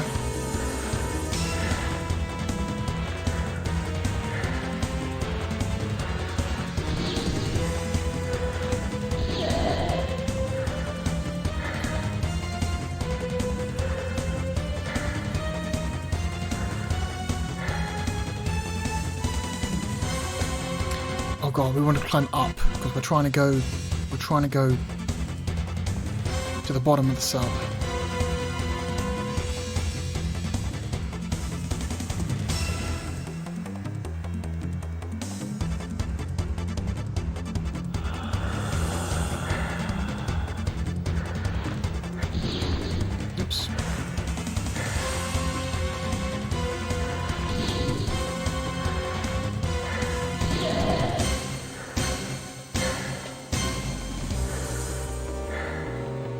They give you way too much time for this. Instead of giving you like 5 whole minutes, they should give you like 3 minutes maximum. Still plenty of time, but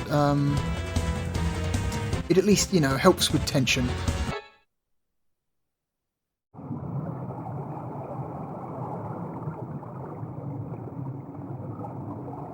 Anyway, we're going to fire ourselves out of a torpedo tube now.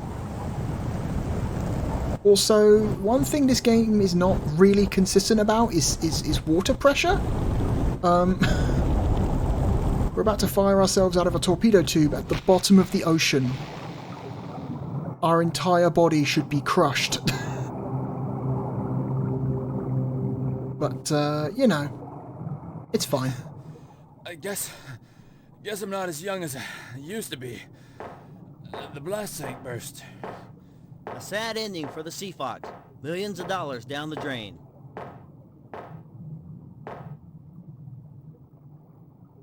Are you okay? I feel cold all of a sudden.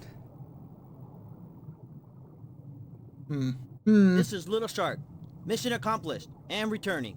This is Big Table.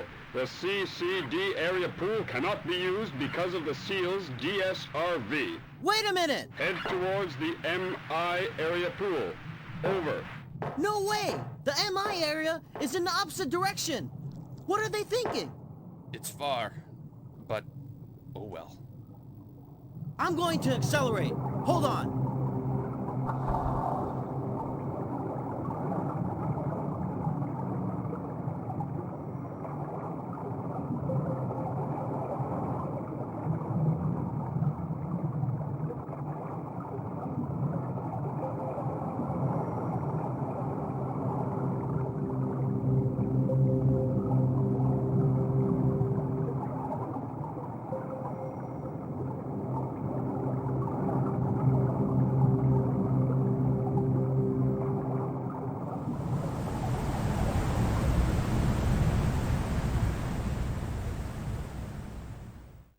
I'll go first and take a look around.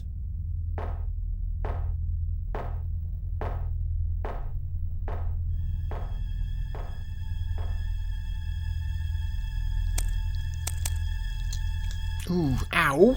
Ow.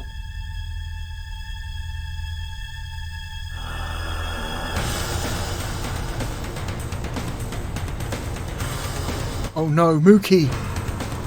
Not Mookie.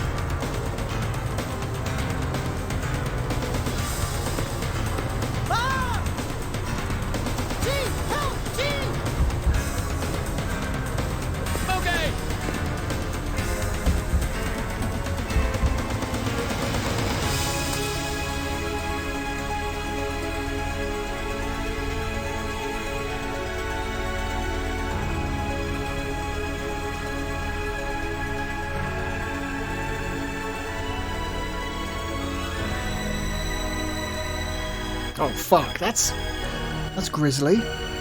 Didn't need to see that.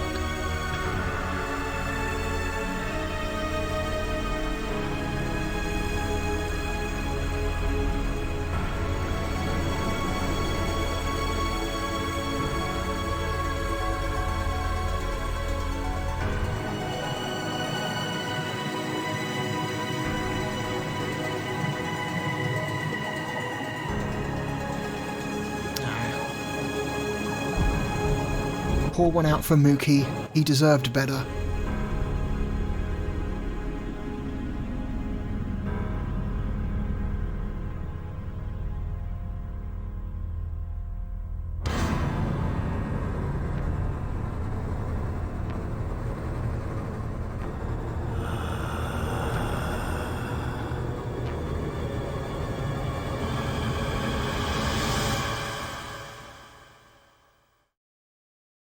A lot of good close-up face shots in this game.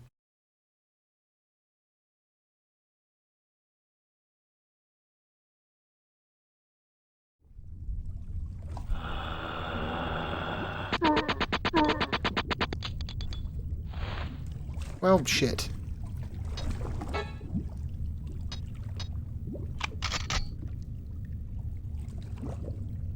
Oh, shit. Again, I accidentally put it away.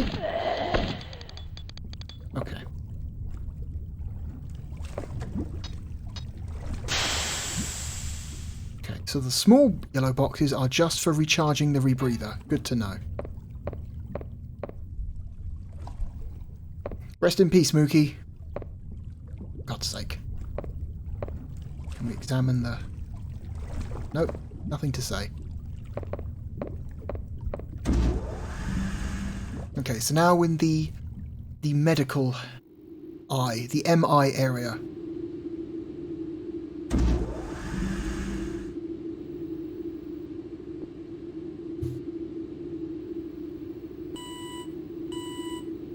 Yes. This is Clancy. Are you okay? Mookie. One of my men has died. The creature got him. One of my men is died. Has arrived. Is that so? I know it's tough, but try to return to the CCD area as soon as possible. Escape with the other survivors. You should have a map in your PDA. Roger. Mayor, thanks to you, we're safe from nuclear danger. Well done. Well done.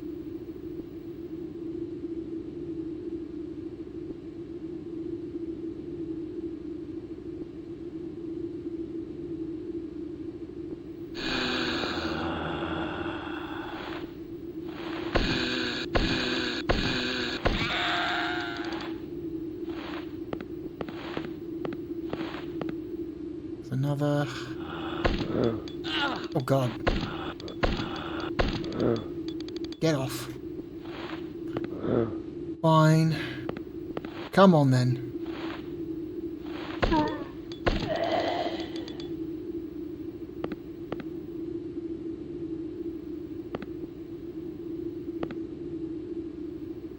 That's it. Oops, no, put the gun away.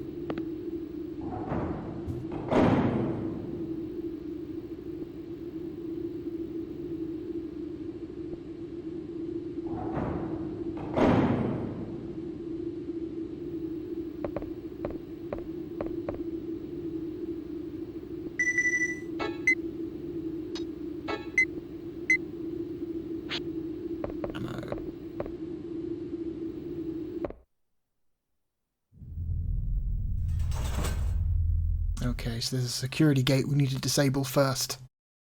Okay.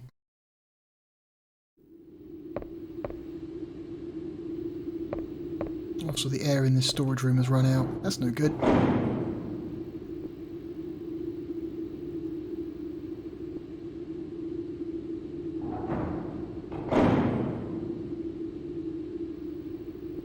Hang on, let me get my bearings.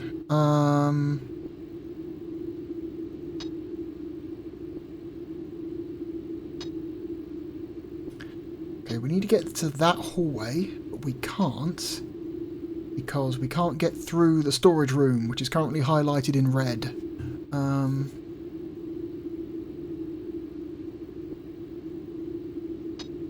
Okay, try the elevator. The nearest elevator.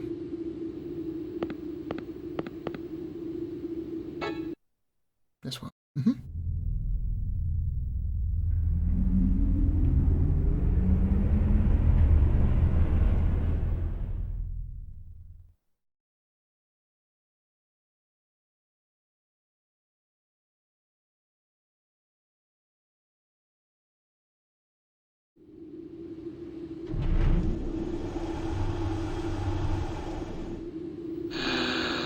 Oh, for fuck's sake.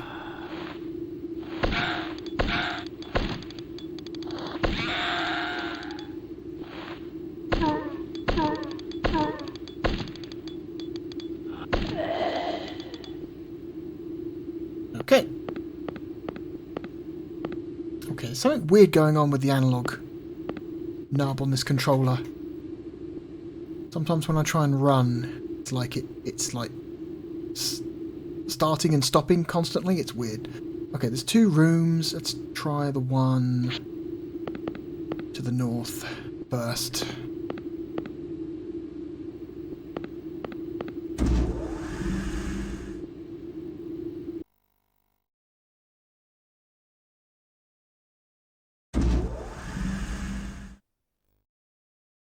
Okay. Well, the air in here is poison. That's good. Ooh, health packs. good time to top up.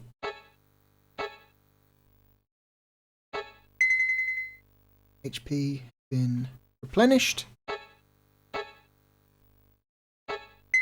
There we go. Grab 2 more while we're at it. 1, 2, hooray. Can't hold any more first aid kits. What is this? You've obtained a researcher's diary. Ooh. Special federally funded closed area insecticide research project Break Nest has again hit a wall. We still haven't been able to find a formula that isn't harmful to humans. We are in the final stages of testing the 2 new drugs, Drug A and Drug B. Official names will remain confidential. That MI has developed. However, we are getting experiment results we never thought we would get. Number 1, the fumes of the new insecticide are extremely harmful, possibly deadly, to humans. Number 2, it turns out it is not so effective against insects. So you've made a chemical weapon. Congratulations. You've made a chemical weapon. This disappointing result is not from miscalculation, but from an unexpected chemical reaction. The mixture ratio of the 2 drugs will remain confidential. We've accidentally created poison to humans, but we're not going to tell you how we made it. Good luck. We have defined the characteristics of Drug B itself as the fault. Drug B will have to be disposed of. As for Drug A, we have found that it has positive potentials for an insecticide, and we will continue our experiments. I will have to discuss with Dr. Wiseburg what our immediate priorities are for the moment. Okay. What else is in this room? Ooh, chemical A.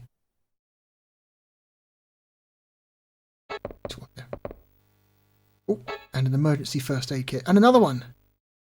There's 2 of them here. That's cool.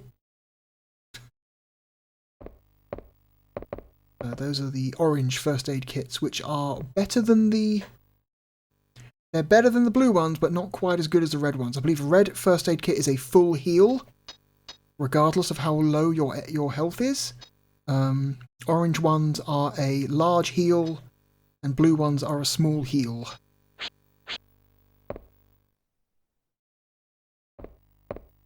Anything here? Anything here? No. Okay. I think we've tapped this room completely. Let's try the lab.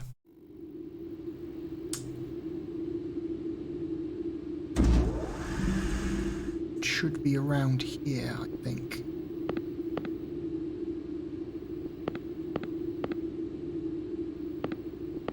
Oh God.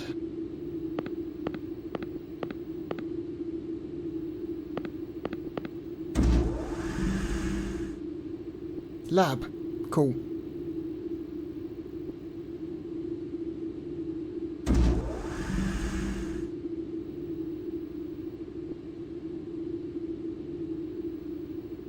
ERS! I'm saved! I couldn't get out of here because of the laser lock. How do you unlock it? Make it so that the laser can be seen. There's always a way to beat technology. How? The fastest way is insecticide spray. There should be a manual somewhere that we made. Stay here until I start up the air system. Please.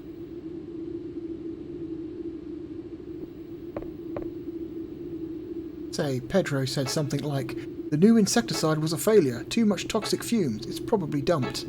In the junk area by now. The key is inside my work uniform. Why don't you go get it?" Over here. That's the key to the junk area. What is this, though?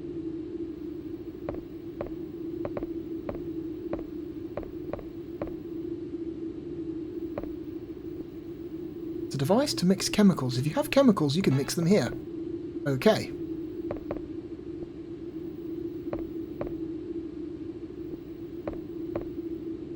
Again, way too many background transitions. Why are there this many background transitions in this one fucking room?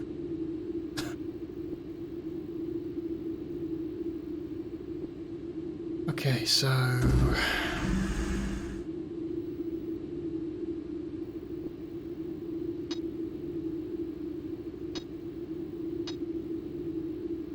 the junk area is probably that other elevator.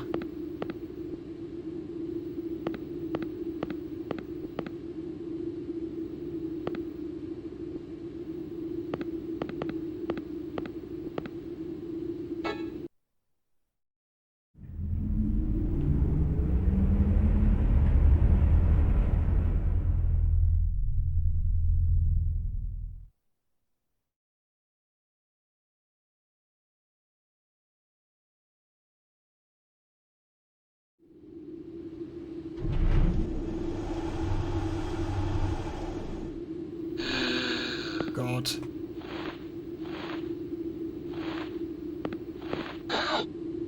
Oh, you're right there at the check. Okay.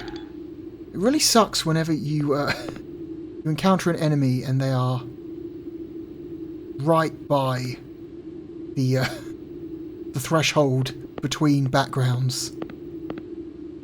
You can't see them, and then you run towards them, and then they're just right there.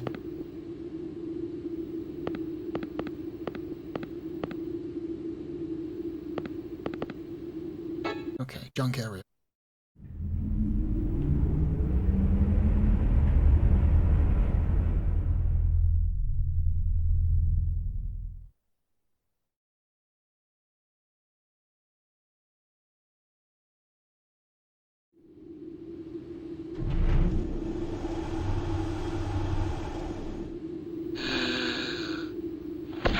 Oh, you're a new one. You're not fully transformed yet.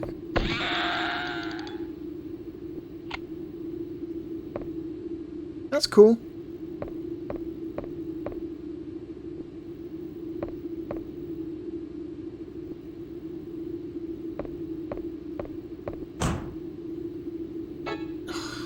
Okay. Manually use the key.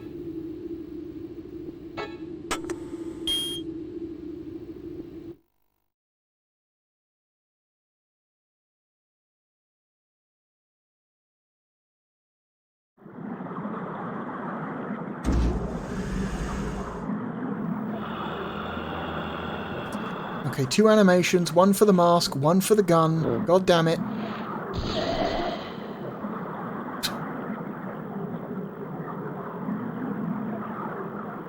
Luckily he was a chump.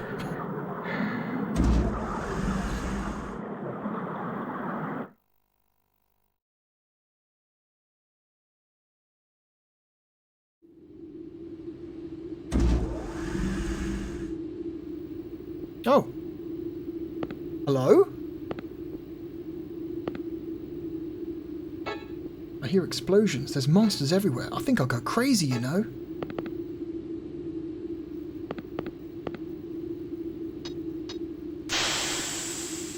Refill the regulator.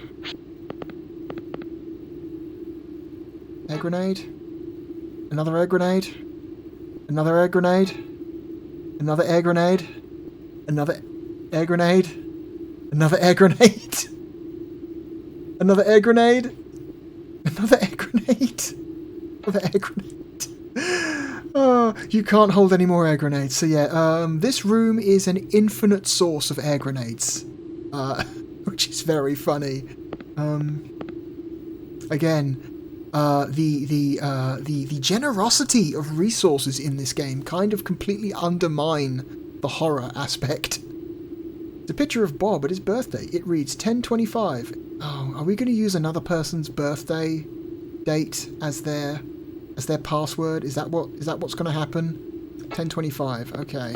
10/25. Email from Pedro. Hi Bob, let's have another poker game tonight. I couldn't get much sleep after last night's game. By the way, that insecticide doesn't work. I guess it's a start from scratch. I guess that'll keep me locked up down here for a while. I just remembered that the mixing ratio of the 2 substances for making the insecticide is the same as your birthday. No wonder it's bad. You're probably wondering how I know your birthday. Well, you're clearly close friends. It's not weird. Okay, I know you have a picture on your desk with the date written on it. Just in case you were too stupid to look at the picture, this file also tells you, hey, look at the picture, dumbass! I'll see you tonight if you're not too chicken, that is. The Brazilian stallion, Pedro Corzon. Oh, Pedro. Oh, Pedro! You were too good for this world. 10:25. Can't hold any more air grenades. What's this? The control room.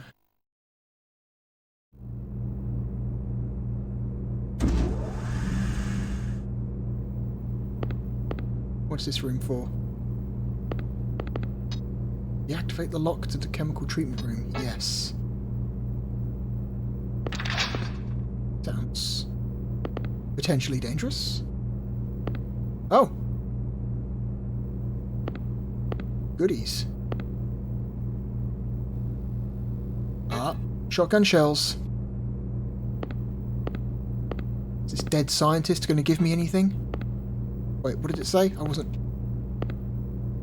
He's not moving. I think he's dead already. Okay. Anything else I can look at in here? No.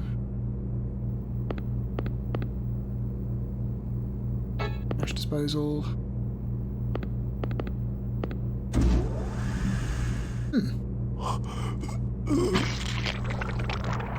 Oh, that's not a good sound. That's not a good sound.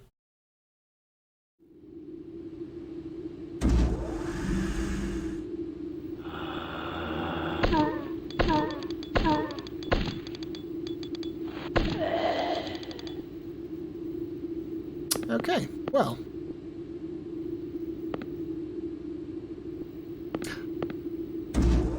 Another completely pointless background change.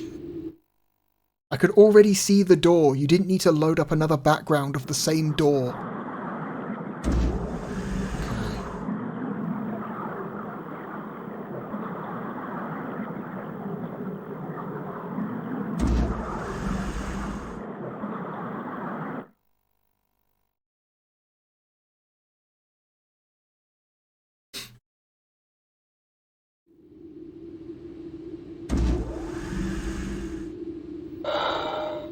Oh God.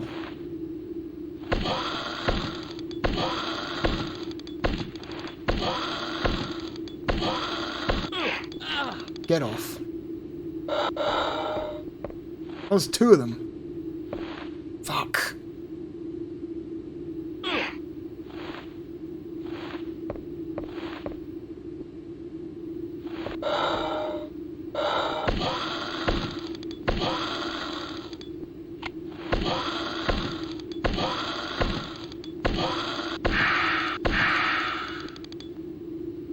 Oh my God.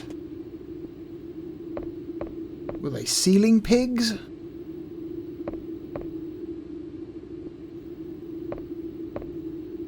Okay. Climb down the ladder. Yes.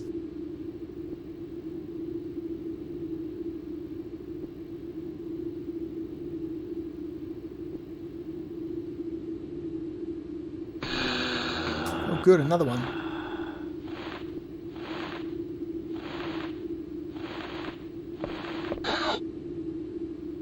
Fuck you.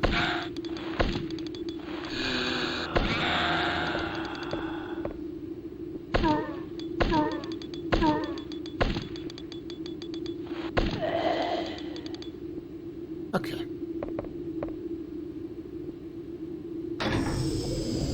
We fill the air. We fill the rebreather. Save the game.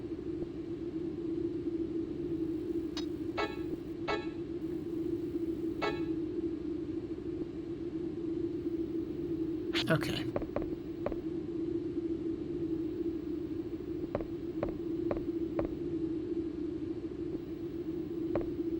What's this? What's this room? Ah, chemical treatment room. Okay, this is the one we unlocked. Oh good, underwater again. I still can't get over the fact that he puts on his mask after he enters the room.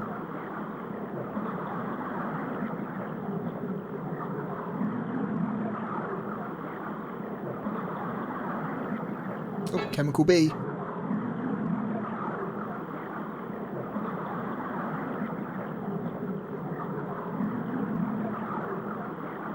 Anything Anything else in here worth looking at? No. Okay, so we've got chemical A and chemical B. The mixture ratio is 1024, I think. I think that was the ratio. I think it's 1024. Oh god.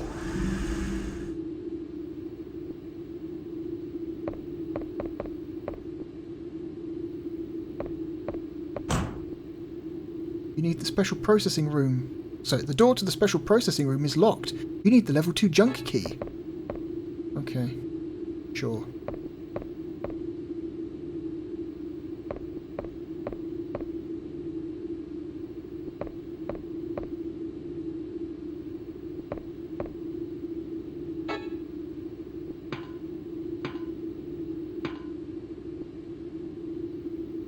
Okay.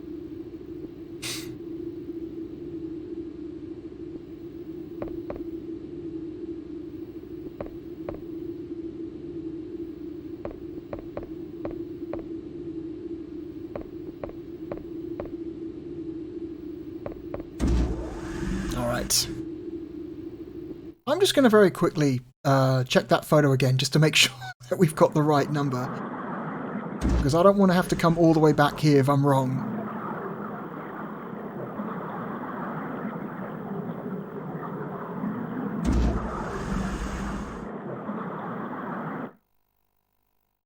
So get a notepad ready, so I'm just going to write it down. Because I really don't want to have to backtrack. 1024? Ah, 1025! I was saying 1024, so I absolutely would have gotten it wrong. 1025. Cool. Alright. It's a good thing I came back to check, wasn't it?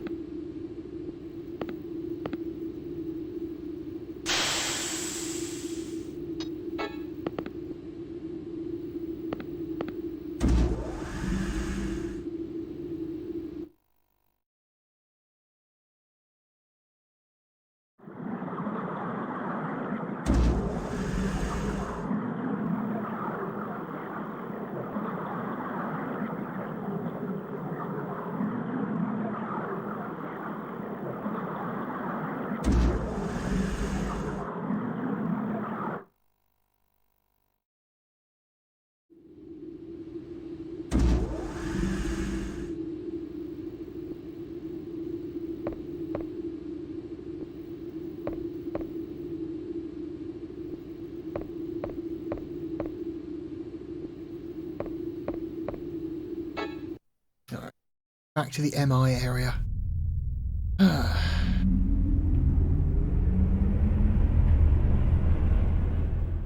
So we go back to the chemical room? We have to go back to the chemical room. Oh,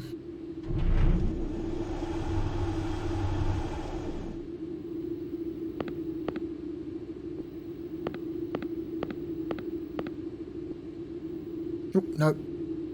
God damn it.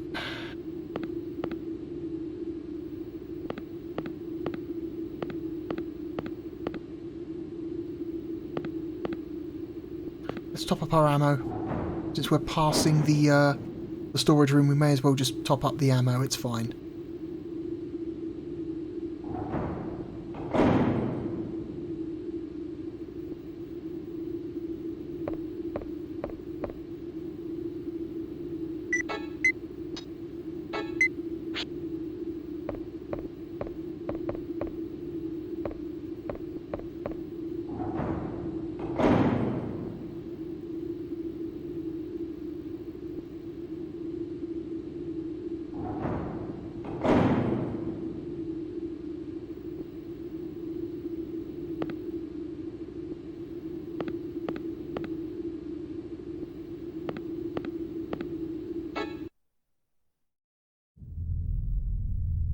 Another elevator. A lot of elevators in this game.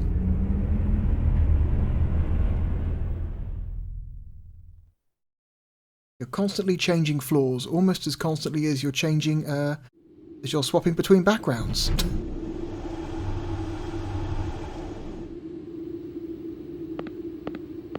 I've got which one was it? Was it this one? Was it the lab or was it the other room? Oh god, let's try the chemical room first.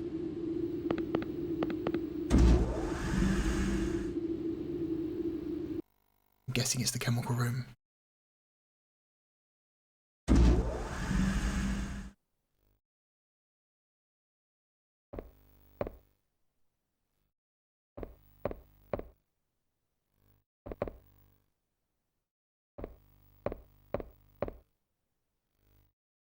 No, it was the lab. Shit. Oh well.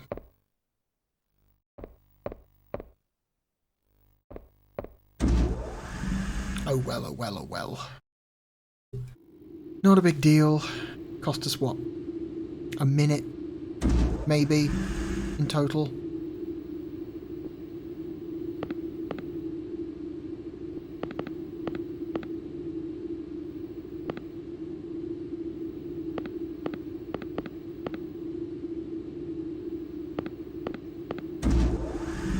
Okay.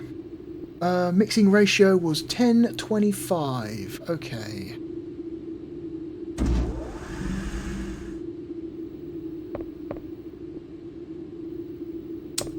Oh, the scientist is still alive. How much longer, I wonder? I feel dizzy from fever. Did you find the ratio of compound? We did.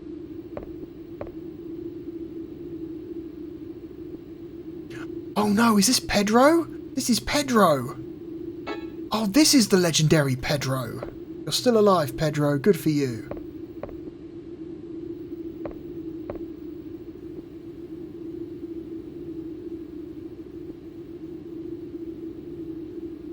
Okay, 10:25. Okay. 10. Oh, fuck. Oh, but 10:24 gives us an emergency first aid kit. That's cool. Oh, shit.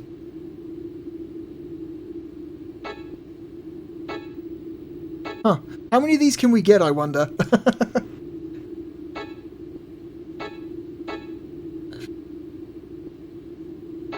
Aha! Got the insecticide. In a handy grenade form. Again, it's got a pull ring on it. Everything comes in a handy grenade package in this game.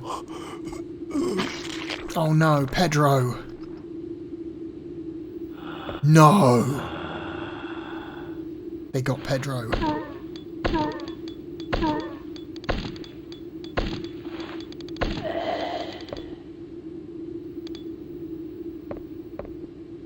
Well, he was alive.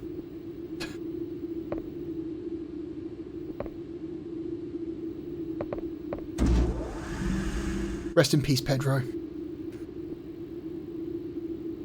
Okay, we've got the insecticide, so now we can go back to the storage?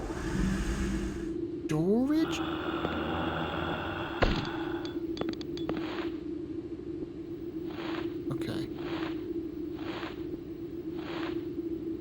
There we go.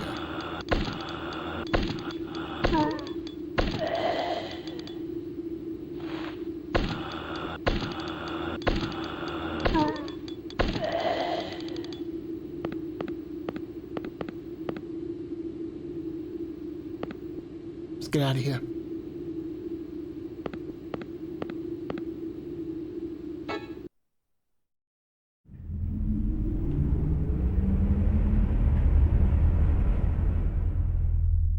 So far, the enemies aren't very threatening. Unless they spawn, like, right up on you, or you're trapped in a small room with them. They don't really have any chance of, like, hurting you.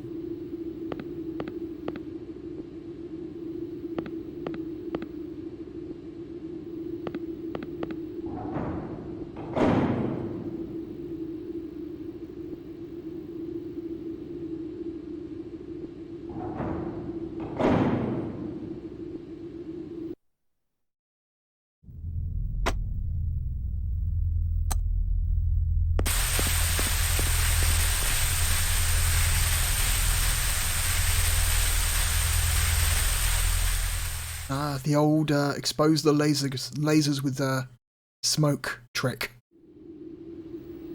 Except this time the smoke is deadly gas. Cool.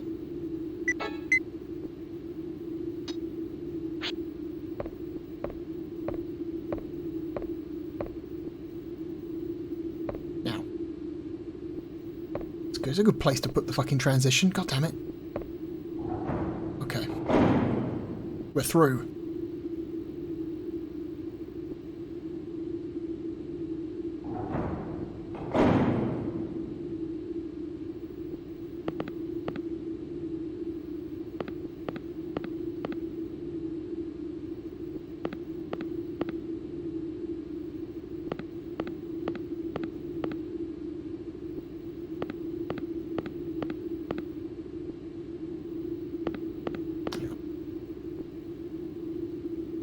What do we got?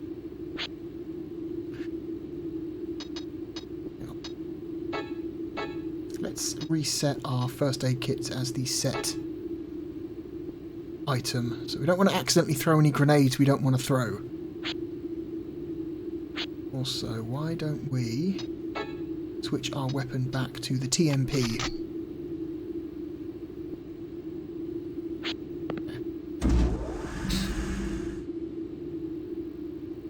Administration room for experimental animals. Oh, that sounds cool.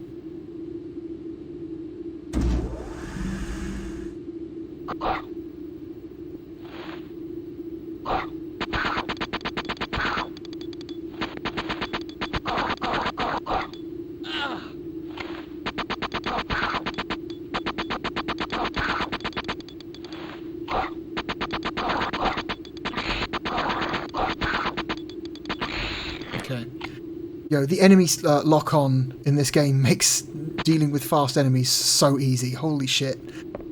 You just tap the left shoulder button and you just automatically lock on. It's fine. It's a mouse cage. It's destroyed from the inside. Oh, so those were mutated mice, I guess. The air system is damaged. We must replace the IC chip. Okay, so you can't circulate the air. But we can still recharge our rebreather and save our game. That's cool. Yeah, you see what I mean? They put these yellow boxes fucking everywhere.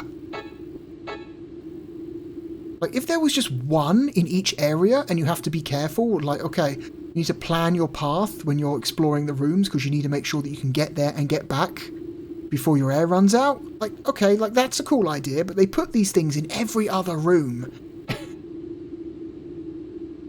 It just completely destroys the tension.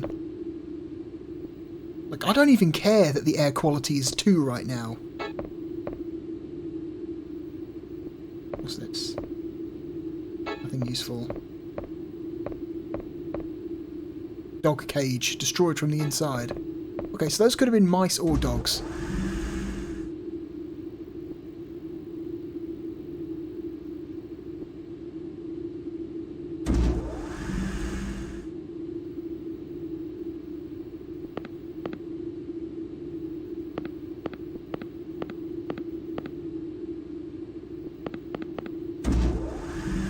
What's this? Guards' quarters. Okay.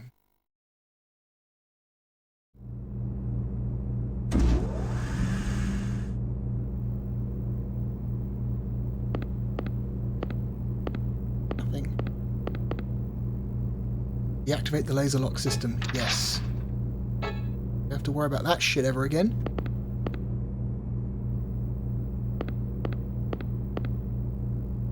Monitors to each room. They're not functioning anymore. There you go. Hey buddy, you gonna talk to me? I came to fix the AS, but what was that thing anyway? It must have been a nightmare. Okay. Well, I know he's probably going to turn into a monster very soon.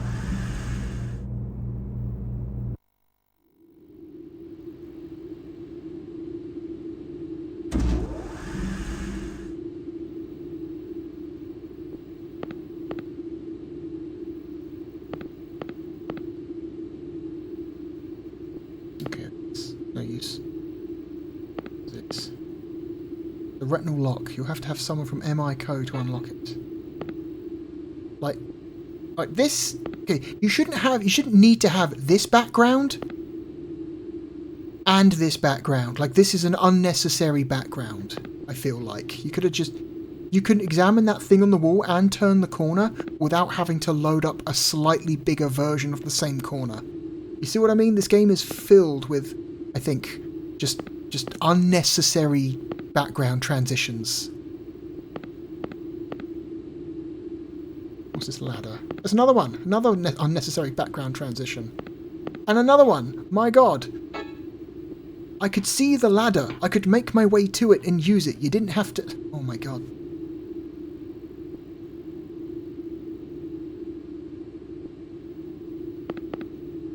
What's this?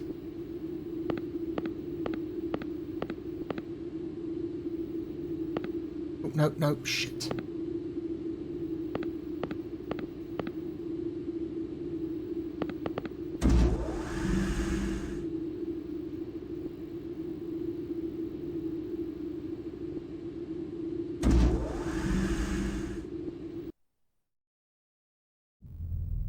John, what's happened to the big table? There was an accident. And you? I couldn't get out because of the air system damage. Look at this.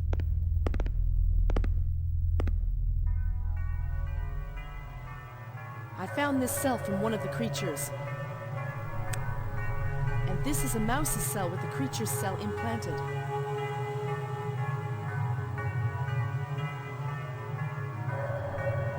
What is this? The creature cell is transforming into the mouse cell at an unbelievable speed. Transforming? Right. This cell transforms into other living things and copies their original characteristics. I've never seen anything like this. I've seen it. A human turning into a creature. The transforming cell eats the original cells at a high speed and eventually takes over the body. Is there anything that can stop it? It must have a weak point. Something has to be done, but there isn't enough data. Sorry. I have had this cold since last night. Cold? Have you been attacked by a creature?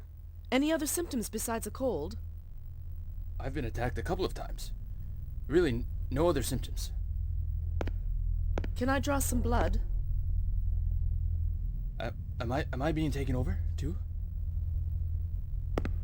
I don't know, but it just hit me that you've been attacked and haven't changed.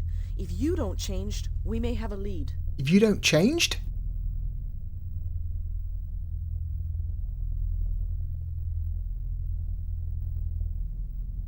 I'll let you know the results. And what are you going to do? I have to get back to the CCD area. Okay, but to get out of this area, you have to go through the net lock system. And how do I do that? You need the help of an MI area researcher. If you could operate the air system, I could help you. But we can't go out because there's no air. Right. Oh. What about the chimpanzee? Anthony? I can't find him. I'm worried. The chimpanzee's name is Anthony. Just like that one weird character from Gekimugen Toriko was called Anthony. Coincidence? Then you can deactivate the retinal lock, but without the AES fixed, I'm afraid to go out. I have plenty of air grenades. We can just pop off a couple of those.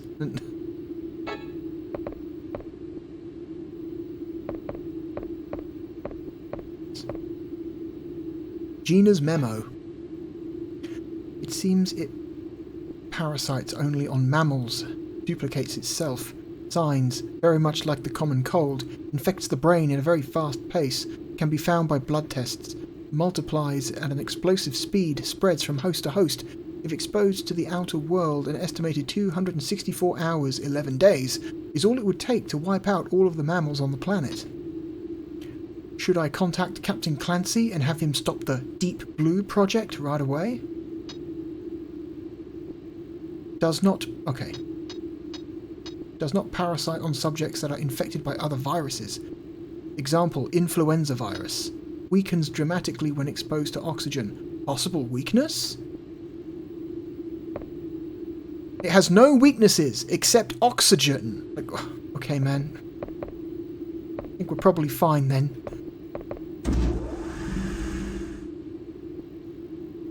Like the aliens from Signs, whose weakness is water.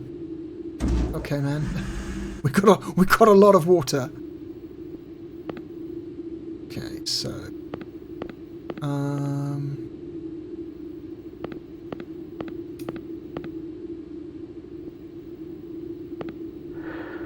do we have? Okay, we need a junk area 2 card. I think that's where we can find pieces to fix the air system. Gena didn't give us one, so maybe we get one from somewhere else? I'm just going to pop off an air grenade. Air grenade. Okay, you can't just use one, you've got to set it first.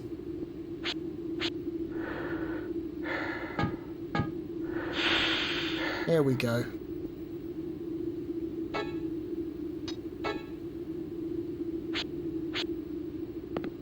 Let's try that guard post again.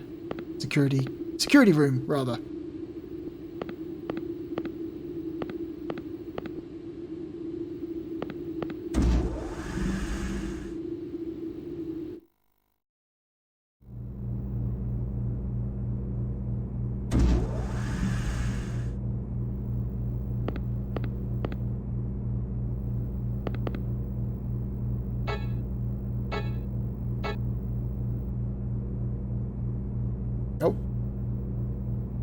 What's wrong?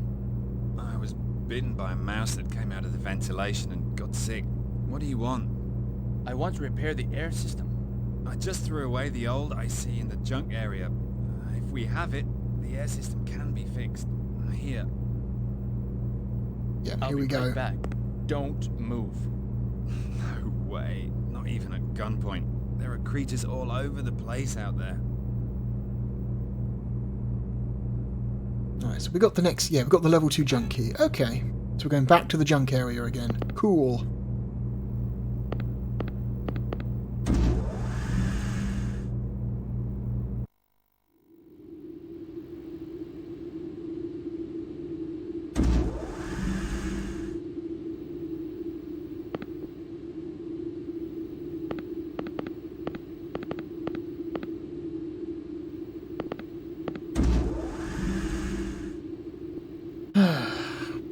Okay, who's ready for some backtracking?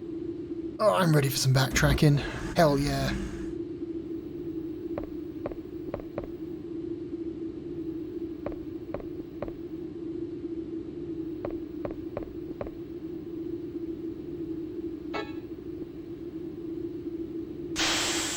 Refill the mask, save the game.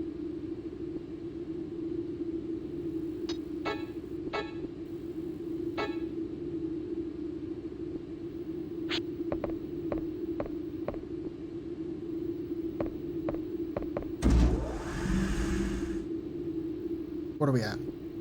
2 hours, 25 minutes. Okay, we've got about half an hour still, so we can do it in half an hour. Easy.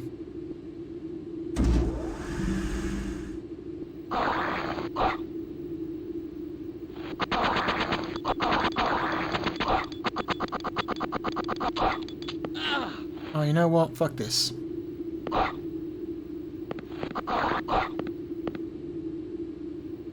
Oh, shit. Fucking transitions, man.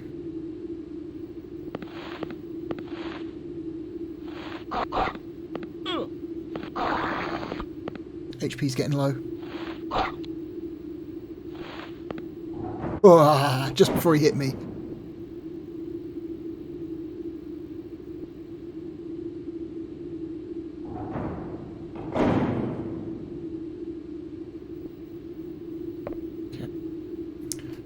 I'm going to use a couple of these.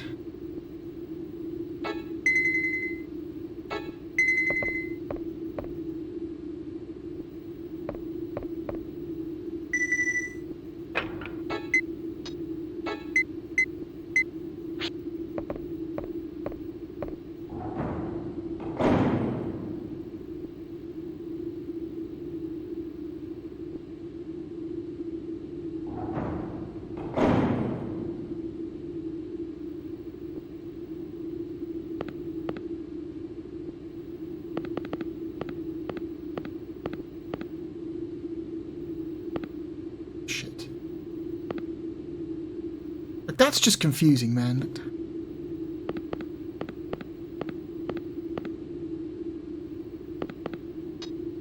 Okay. Oh my god.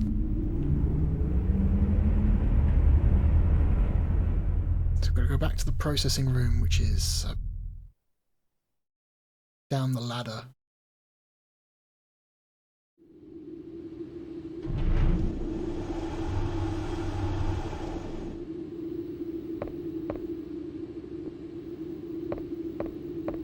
Okay.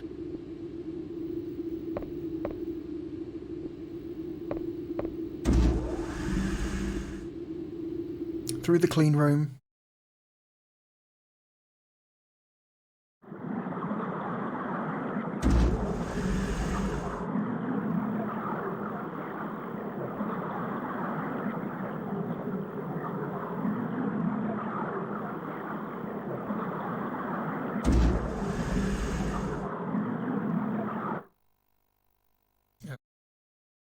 How many of the monsters respawned, do you think?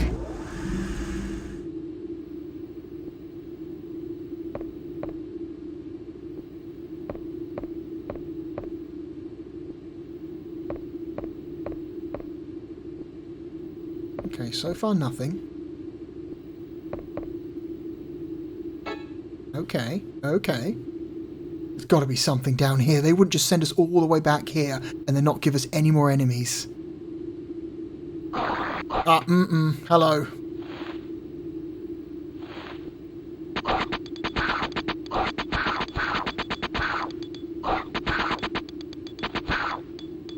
Shit. Oh, there's 3 of these fucking things in here. Oh, there's too many enemies. The frame rate's dying.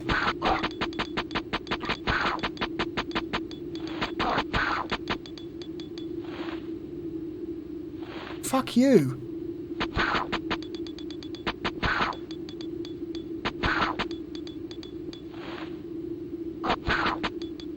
Thank God for the lock-on, man. Holy shit. Thank God for the lock-on. Oh my god.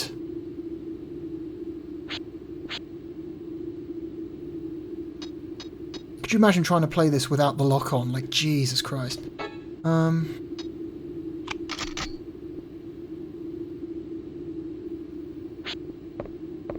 Which weapon to the pistol?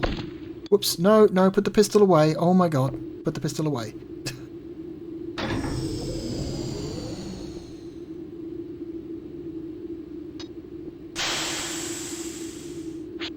Okay, we won't save, we'll save on the way out. Save on the way out.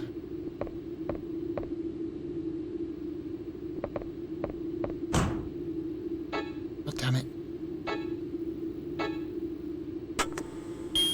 There we go.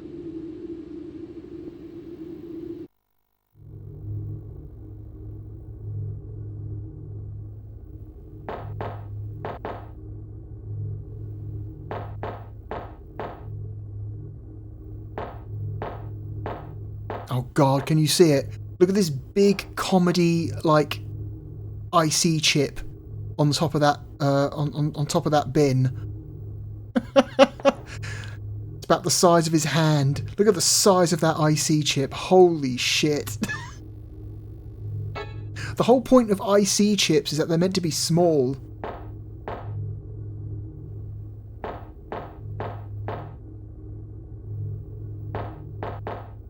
I guess there's technically no reason you can't make a massive IC chip, but...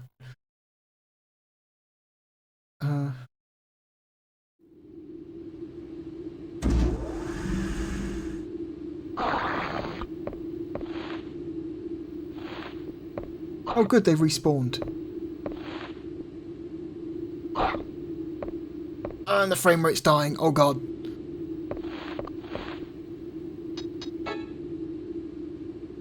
Luckily the game will let us save even though there's enemies in the area.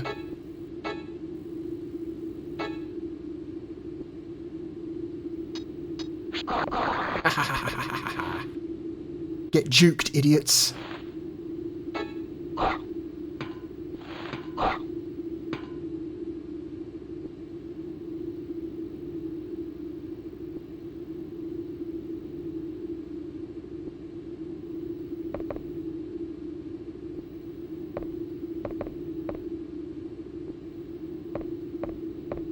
Oh, fuck you. Where did he even come from?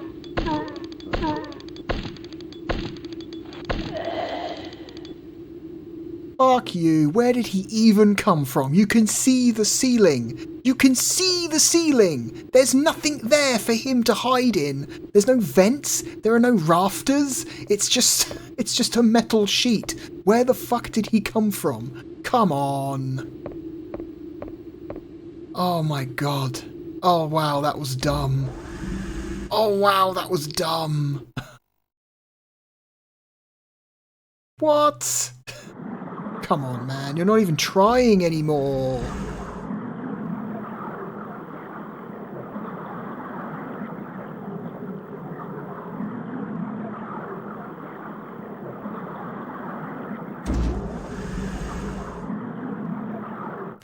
Okay.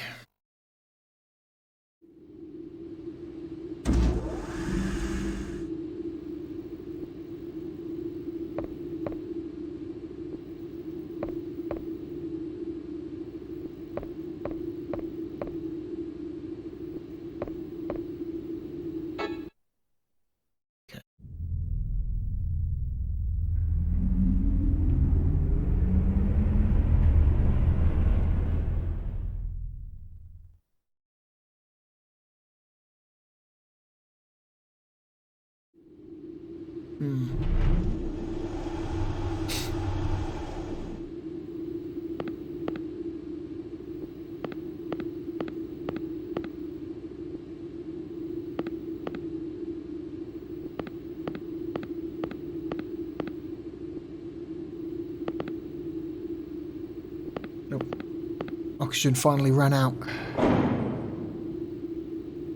Or rather, the air quality got so bad that we have to now start using the mask.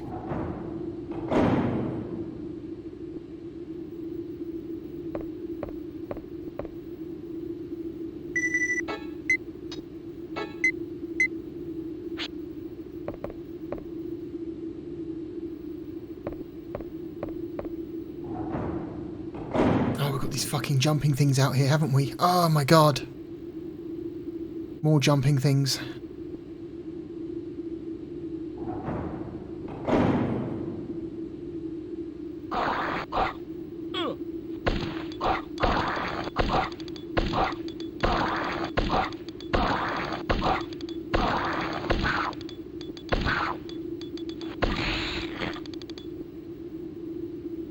Okay.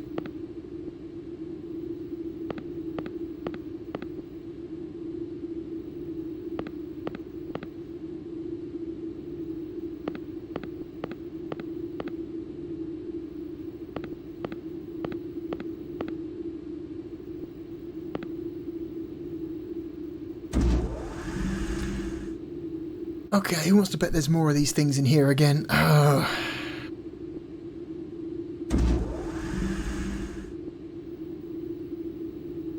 No, my god.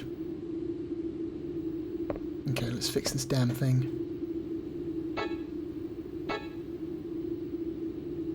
You replaced the IC chip.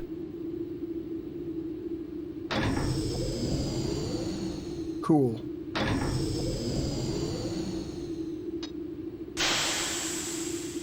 Refill my mask, save the game. Just like that, all tension gone. All tension evaporates.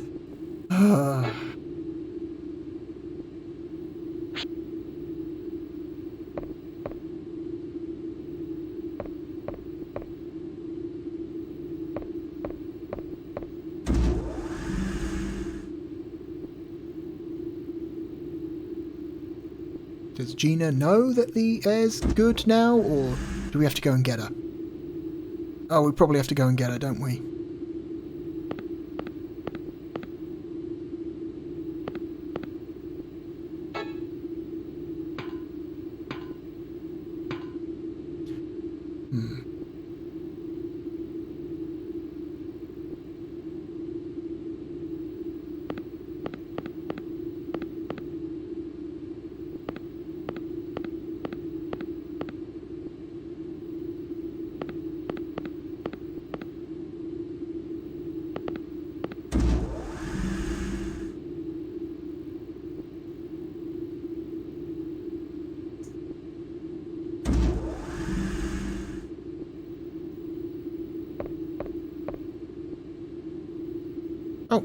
hello there.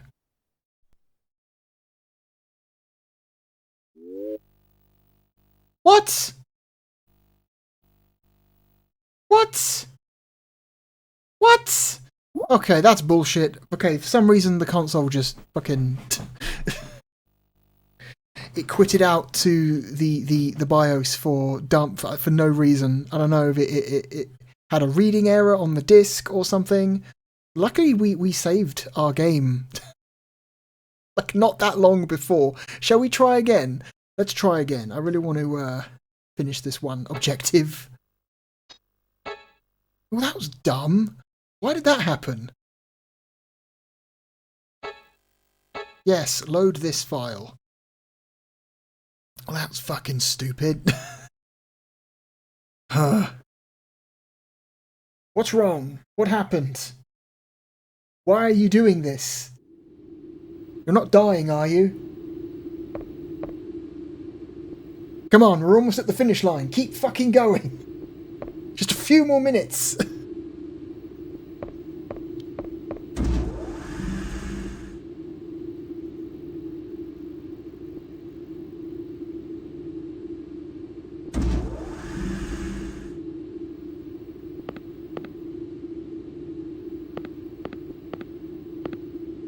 I'm guessing it was a read error. It's cool that the game crashed gracefully though, instead of locking up. At least I would call that crashing gracefully.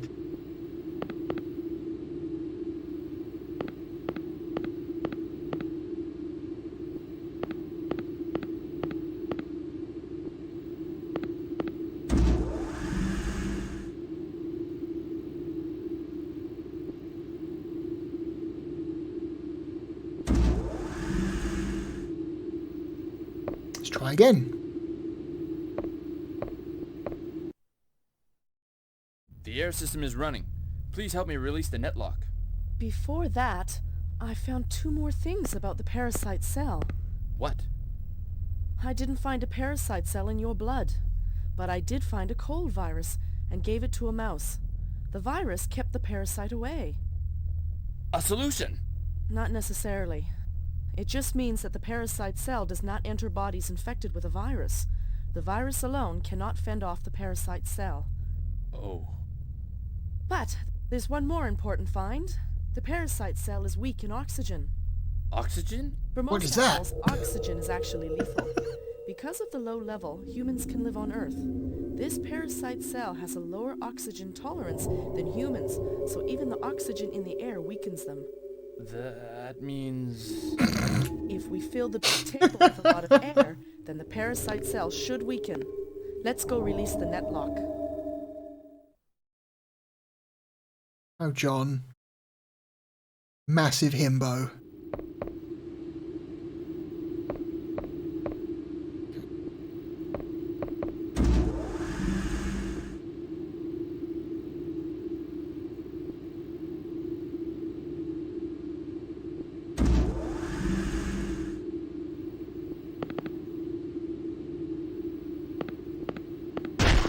Ah, fuck you, I don't care. Oh, but Gena's gonna want to come back to her office, isn't she? Yeah, well. Whatever. Did her a favour.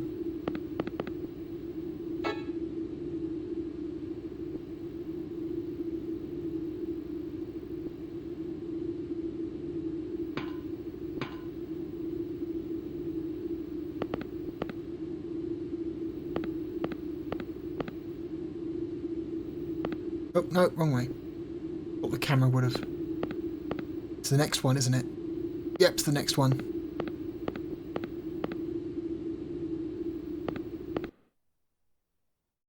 Alright, next area. We'll have a brief look around the next area and then we'll stop.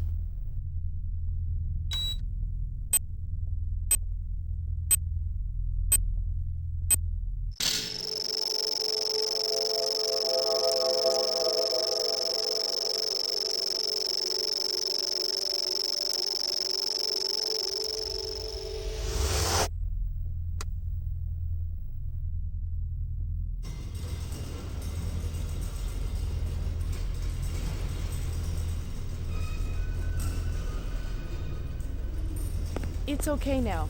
You should be able to go through at any time. What about you? I'll stay here a little more. I'll notify you when I found the creature's weak points. Okay. Be careful. John, thanks for everything. You're welcome, Dr. Wiseburg. Call me Gena. Okay, Gena. By the way, be careful of the monster corpse on the way back to your office.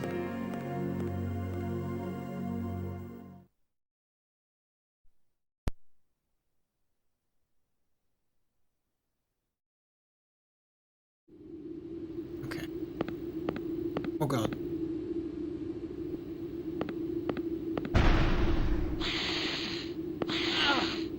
Nah. Nah, I'm going to ignore you, it's fine. Whatever the fuck you are, I don't care.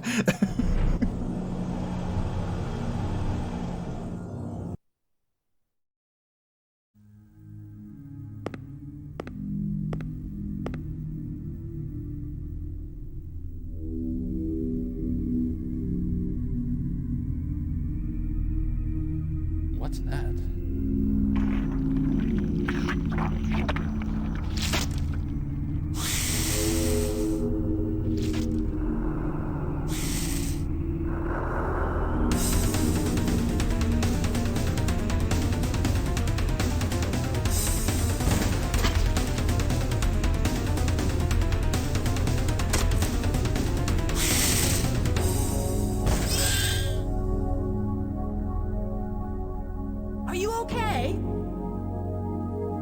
New character. Yeah, thanks for saving me. Who are you? Wouldn't it be polite if you told me your name first? You're right. I'm John Mayer, ERS. Rescue squad? How do I know you're not a creature? I could ask you the same question. I'm coming down.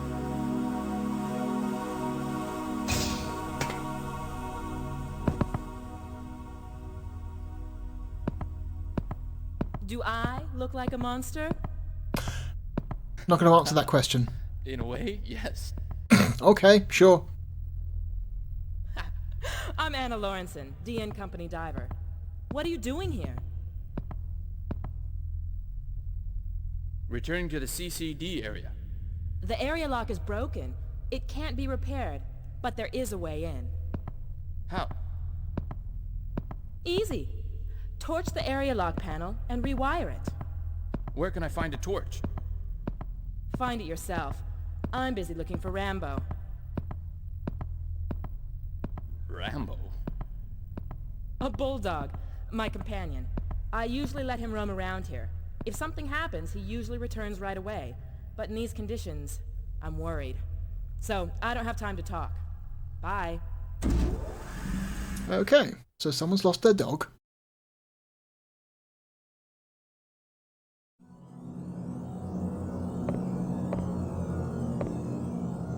Okay, okay, well there's a save point up there, at least I'm hoping it's a save point. Not all airboxes let you save.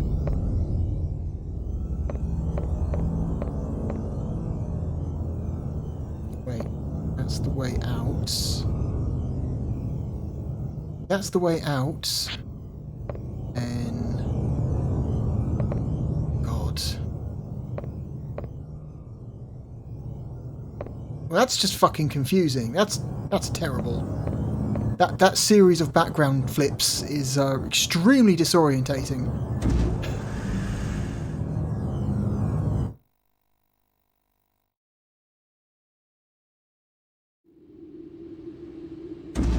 What's in here first? Oh god.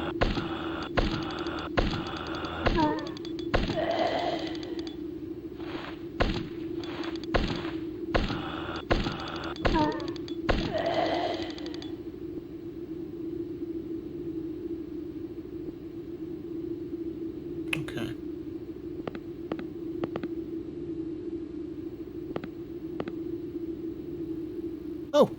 Hamburger. Okay. Frozen food lined up.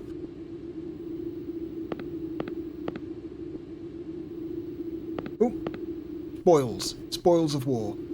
Another magazine for the TMP. Cool, now we can hold even more TMP ammo.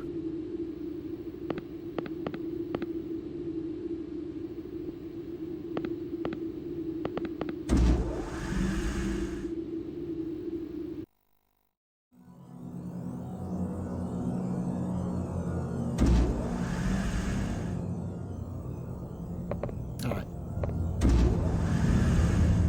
Let's head to the save point and then we'll rank.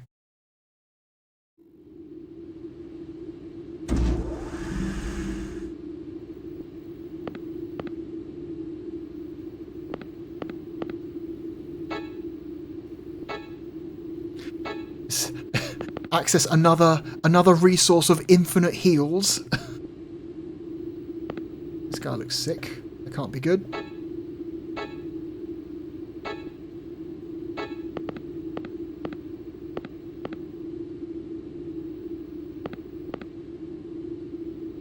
Ooh. Another submachine gun magazine. Is that a ladder somewhere? No? Okay. Ah, it's not a save point. Oh well, we'll have to find a save point. Okay. Shit. Well, okay, we'll keep going until we find a save point. And then,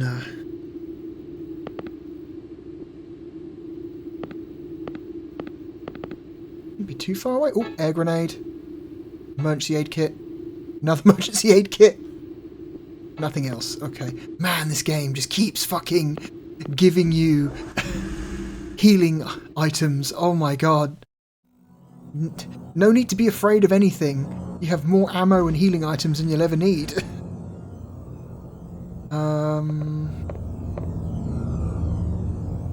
Okay. Elevator is next to the area lock.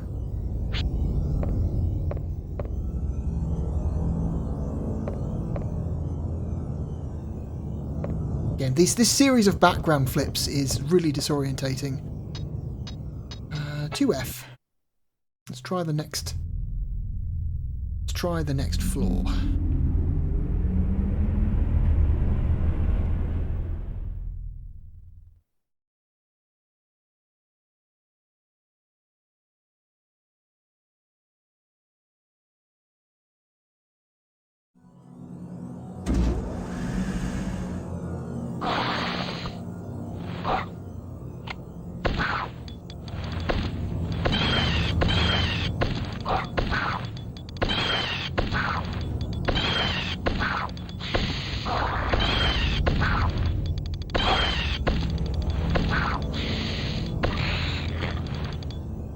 Crap. Fucking hell. Finally. Hope you don't respawn.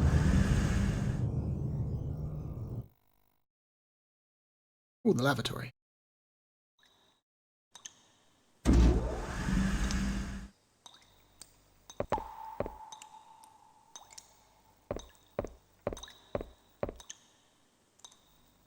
Ooh.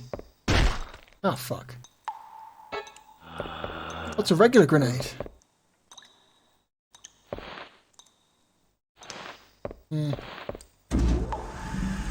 Don't care about you. Don't care about you.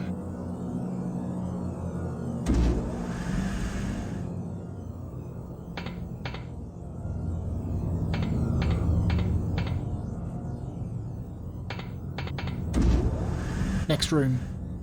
Come on now.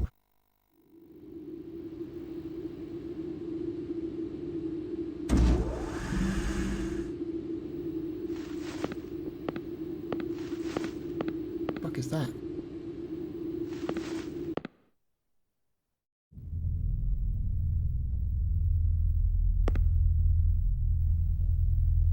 Hello, dog. We found Rambo.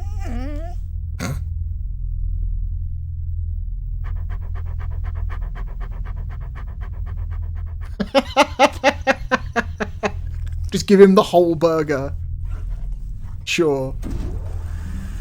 Rambo!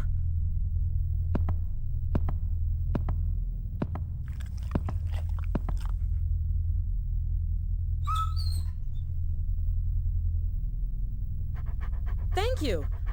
Just for that, I'll tell you that the torch is in the DN area. Come with me to the CCD area. It should be safer there than here. No, I don't like Navy folk. Besides, I have this. I'll return to the DN area. Your own area is the safest. I'll give you this. DN area pass DN key. area spare key. Use it. Okay.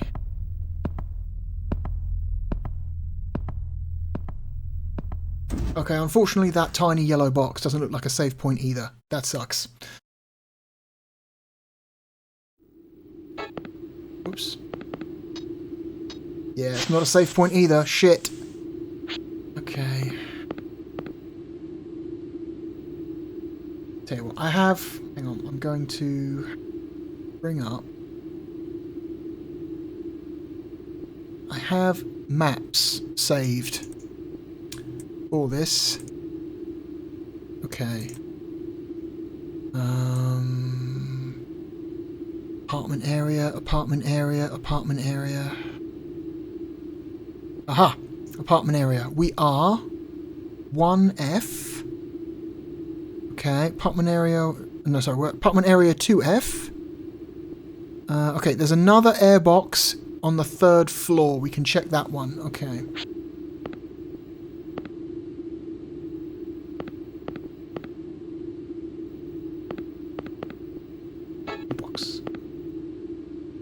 That has to be a save point. There has to be at least one save point in this whole fucking section of the base. There has to be, surely.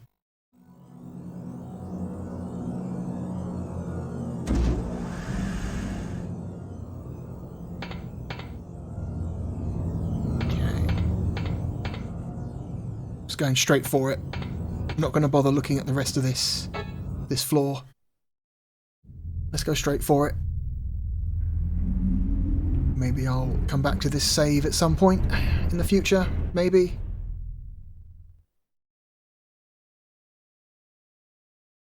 There we go, so. Directly to the right of the door. Aha! Storage. That's what I want to see.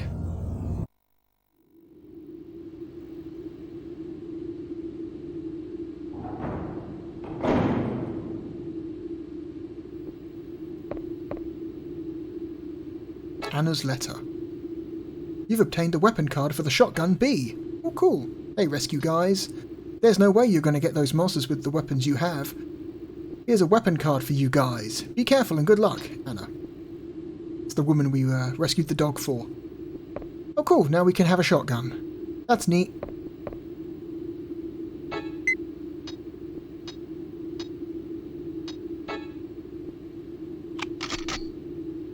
Cool.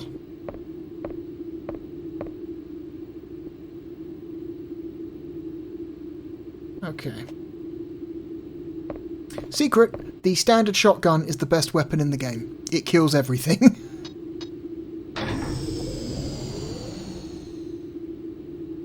Okay, it only goes up to 38 for some reason in this area. Recharge the air, recharge the mask, save the game. Get a new weapon, refill the ammo. Tension destroyed. Awesome. No, shit, no, back out.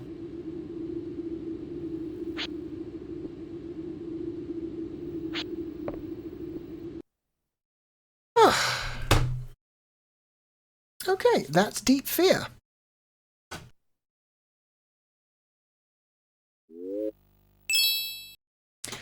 And with that, that was the final game from the entirety of the European Library. That was it. That was the last one. We're all done now. Okay, so, for the very last time, I have to ask, where are we going to rank Deep Fear? I like Deep Fear. I'm not going to call it a great game, but I'm going to call it a... I'm going to call it a charming game. It is a very charming game, and it is a very functional game. I think it kind of ruins its own premise. I think Deep Fear has a lot of great ideas. I like the setting. I like the weird like combination of like The Thing and The Abyss as a story. That's a cool idea for a horror game. It's The Thing, but it's at the bottom of the ocean, so you can't get away. And I love the idea of like the limited air mechanics are really cool. That's a great way to like increase tension, you know, put you in scary situations where the air's running out. But the game undercuts itself. It undermines itself constantly by just giving you way too many resources. Like, just literally infinite health items, literally infinite ammo. You never run out of health items, you never run out of ammo. You effectively never run out of air, because even if the air runs out, you can just recycle the air through one of those numerous yellow boxes. Can't recycle the air? That's okay. You've got a portable oxygen mask that lasts a really long time, and you can like refill it at every single one of those yellow boxes. It's somehow it's like the developers were too afraid to make the game like difficult in any way.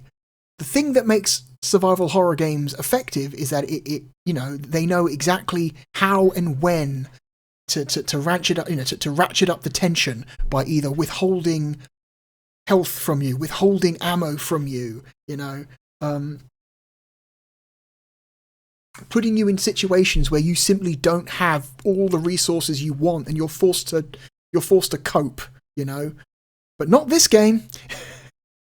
This game can't give you enough. It's almost not a horror game anymore. It's a shame. It's a shame, because I think this game's got some really good ideas. I just think the designers were maybe cowards. Maybe they were cowards, and they were afraid of like making the game too stressful for players, when that's the entire point of a horror game. Deep Fear.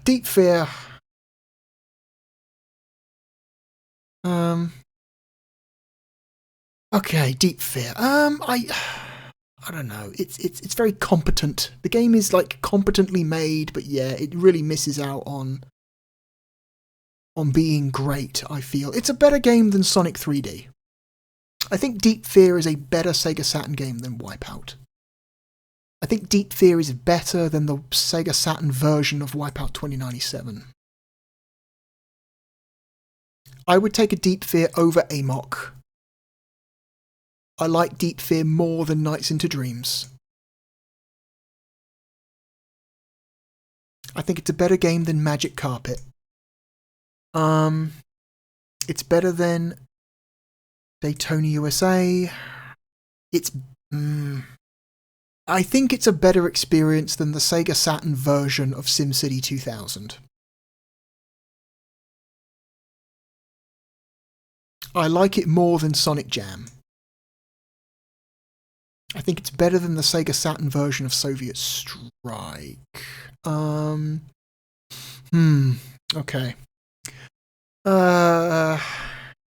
Man. I think it's a better game than Winter Heat. It's better than Sega Ages.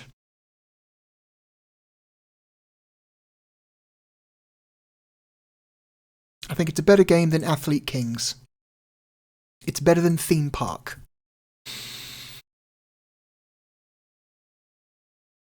Shining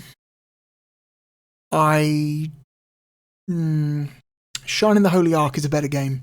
Command and Conquer is a better game. Resident Evil is a better game.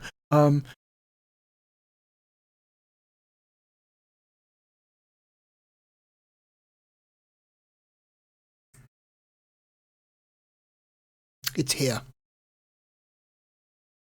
I like Deep Fear more than Burning Rangers.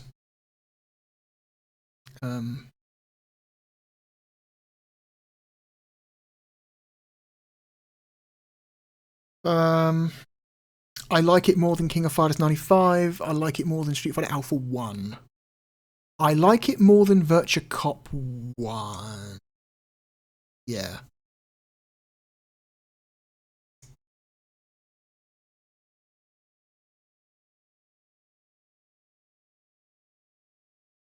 Dragon Force is a better game.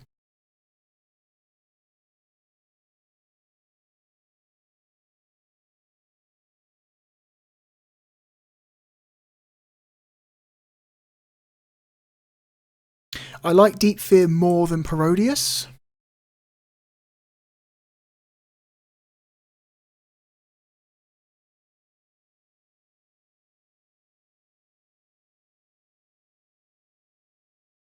I like it more than Road Rash.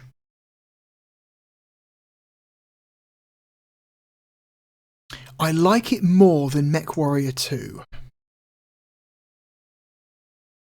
Oh man. Now it's tough.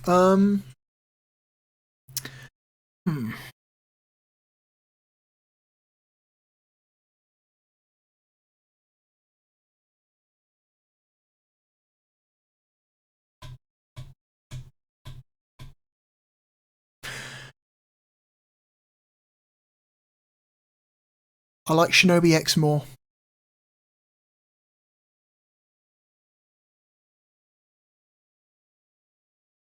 Darius Gaiden is a better game. Galaxy Fight is, I think, a better game. Gun Griffin is a better game.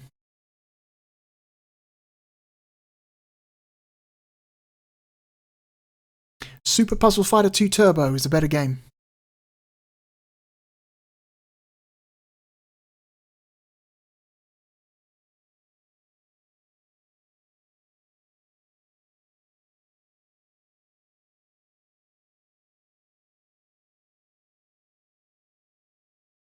Guardian Heroes is a better game. So it comes down to Virtua Cop 2. I mean, Virtua Cop, it's a light gun game. It's very, you know, limited. Has limited replayability. Deep Fear is a full-length horror game over 2 discs. It's a much longer game than Virtua Cop. Deep Fear has some like really decent like production values. Those pre-rendered cinematics are really like look pretty good for the era. But it's just the controls are like if you're playing this game with a 3D pad, there are certain aspects of the game that are rendered trivial because of the sheer speed and maneuverability you have access to with the 3D pad. In a way I feel kind of breaks the game. I might suggest that the first time you play Deep Fear, you play it with a regular controller, you know, with like standard tank controls. Because that just feels a lot more, I don't know, like the sheer speed and maneuverability you have with the analog controller just kind of makes most of the combat encounters feel trivial in a way that, again, like the game is already easy enough with the infinite healing and the infinite ammo and the infinite air, giving you the ability to literally run circles around your enemies and lock onto them instantly with a click, you know, with a click of the left trigger. It feels like it's. The game is way too easy, I feel. Also, the use of the camera relative controls with the 3D pad, as opposed to the character relative controls with the D-pad, makes background transitions awkward, especially if you're transitioning into a background that's facing the opposite direction from where you're coming. If you're not ready for it, you'll find yourself in a quick, you'll switch backgrounds 2 or 3 times in quick succession because you're holding one direction on the analog stick. It's really awkward and janky. I might recommend first time you play Deep Fear, you play it with regular tank controls. Because it makes that stuff less of an issue, and then it actually gives the game some difficulty with the combat by giving you far less maneuverability. It's weird. And man, Virtua Cop has got fantastic production values. It's a great looking game, and it's so fucking cool. Great soundtrack. It's oh man.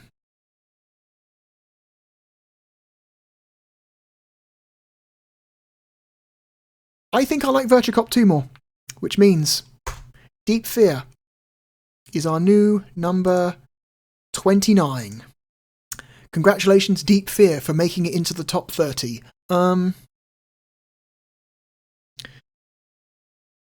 Which means we have ranked all 240 games released in Europe for the Sega Saturn. I'm pretty sure I didn't miss any. Some people might say, actually, there's 241. Those people are thinking, as far as I know, they are thinking of the Photo CD operating system, which is not a game. And so I don't think should count on this list. It is official software that you could buy and run on your Sega Saturn, but it's not a game. And so I don't think it would rank very high since it's not a game. So I don't think it's worth it's worth looking at. Frankly, the Photo CD operating system has no place on this list.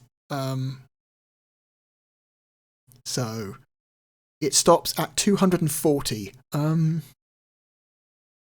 Christ. I want to thank you for joining me over these last 2 years. It has been quite the journey.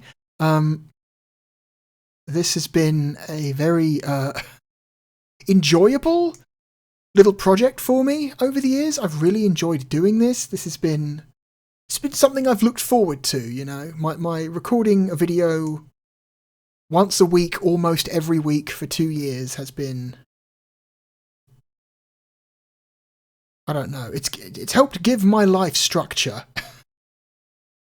during a time when there's been some fucking shit going on. So thank you. Thank you for watching these videos. We are not quite done yet. There is one video to go. I've been saying the last several videos now that I want to slightly alter the list. I want to slightly reorder this list because there's like a couple of dozen games or so in here that I feel might be either slightly too high or slightly too low, and I want to spend a video just very carefully going down the list and adjusting stuff. Maybe, if it needs adjusting. That might be a live stream, I don't know. Let's make the last video of Ranking of Saturn a live stream. That would be fun. If you would like to ask me questions for me to answer in the next video, stream, / whatever, please write them below. I would like to know, genuinely would like to know if you have any questions at all about any of the games I've played, about any of the experience is I've had over this extremely long series. Anything you want to know about the process, anything you want to know about the production side of things, literally anything you want to know about any of the previous 74 videos you've just watched, or well, more than 74 if you count the 0.5 episodes. Might be closer to 100 actually, Jesus Christ. We might actually be in triple digits. Holy shit. Yeah, literally, ask me and I will try to make sure I have some like proper answers for you by the time we do the you know, slight massaging, let's say, of the list. Silly questions are also welcome, but please, I would personally prefer real questions, but I will try to answer silly questions as well. Christ. Okay. So, until next time, my name is The Real Blue Dragon. Thank you for watching, and I hope to see you again in the final video next time. Goodbye.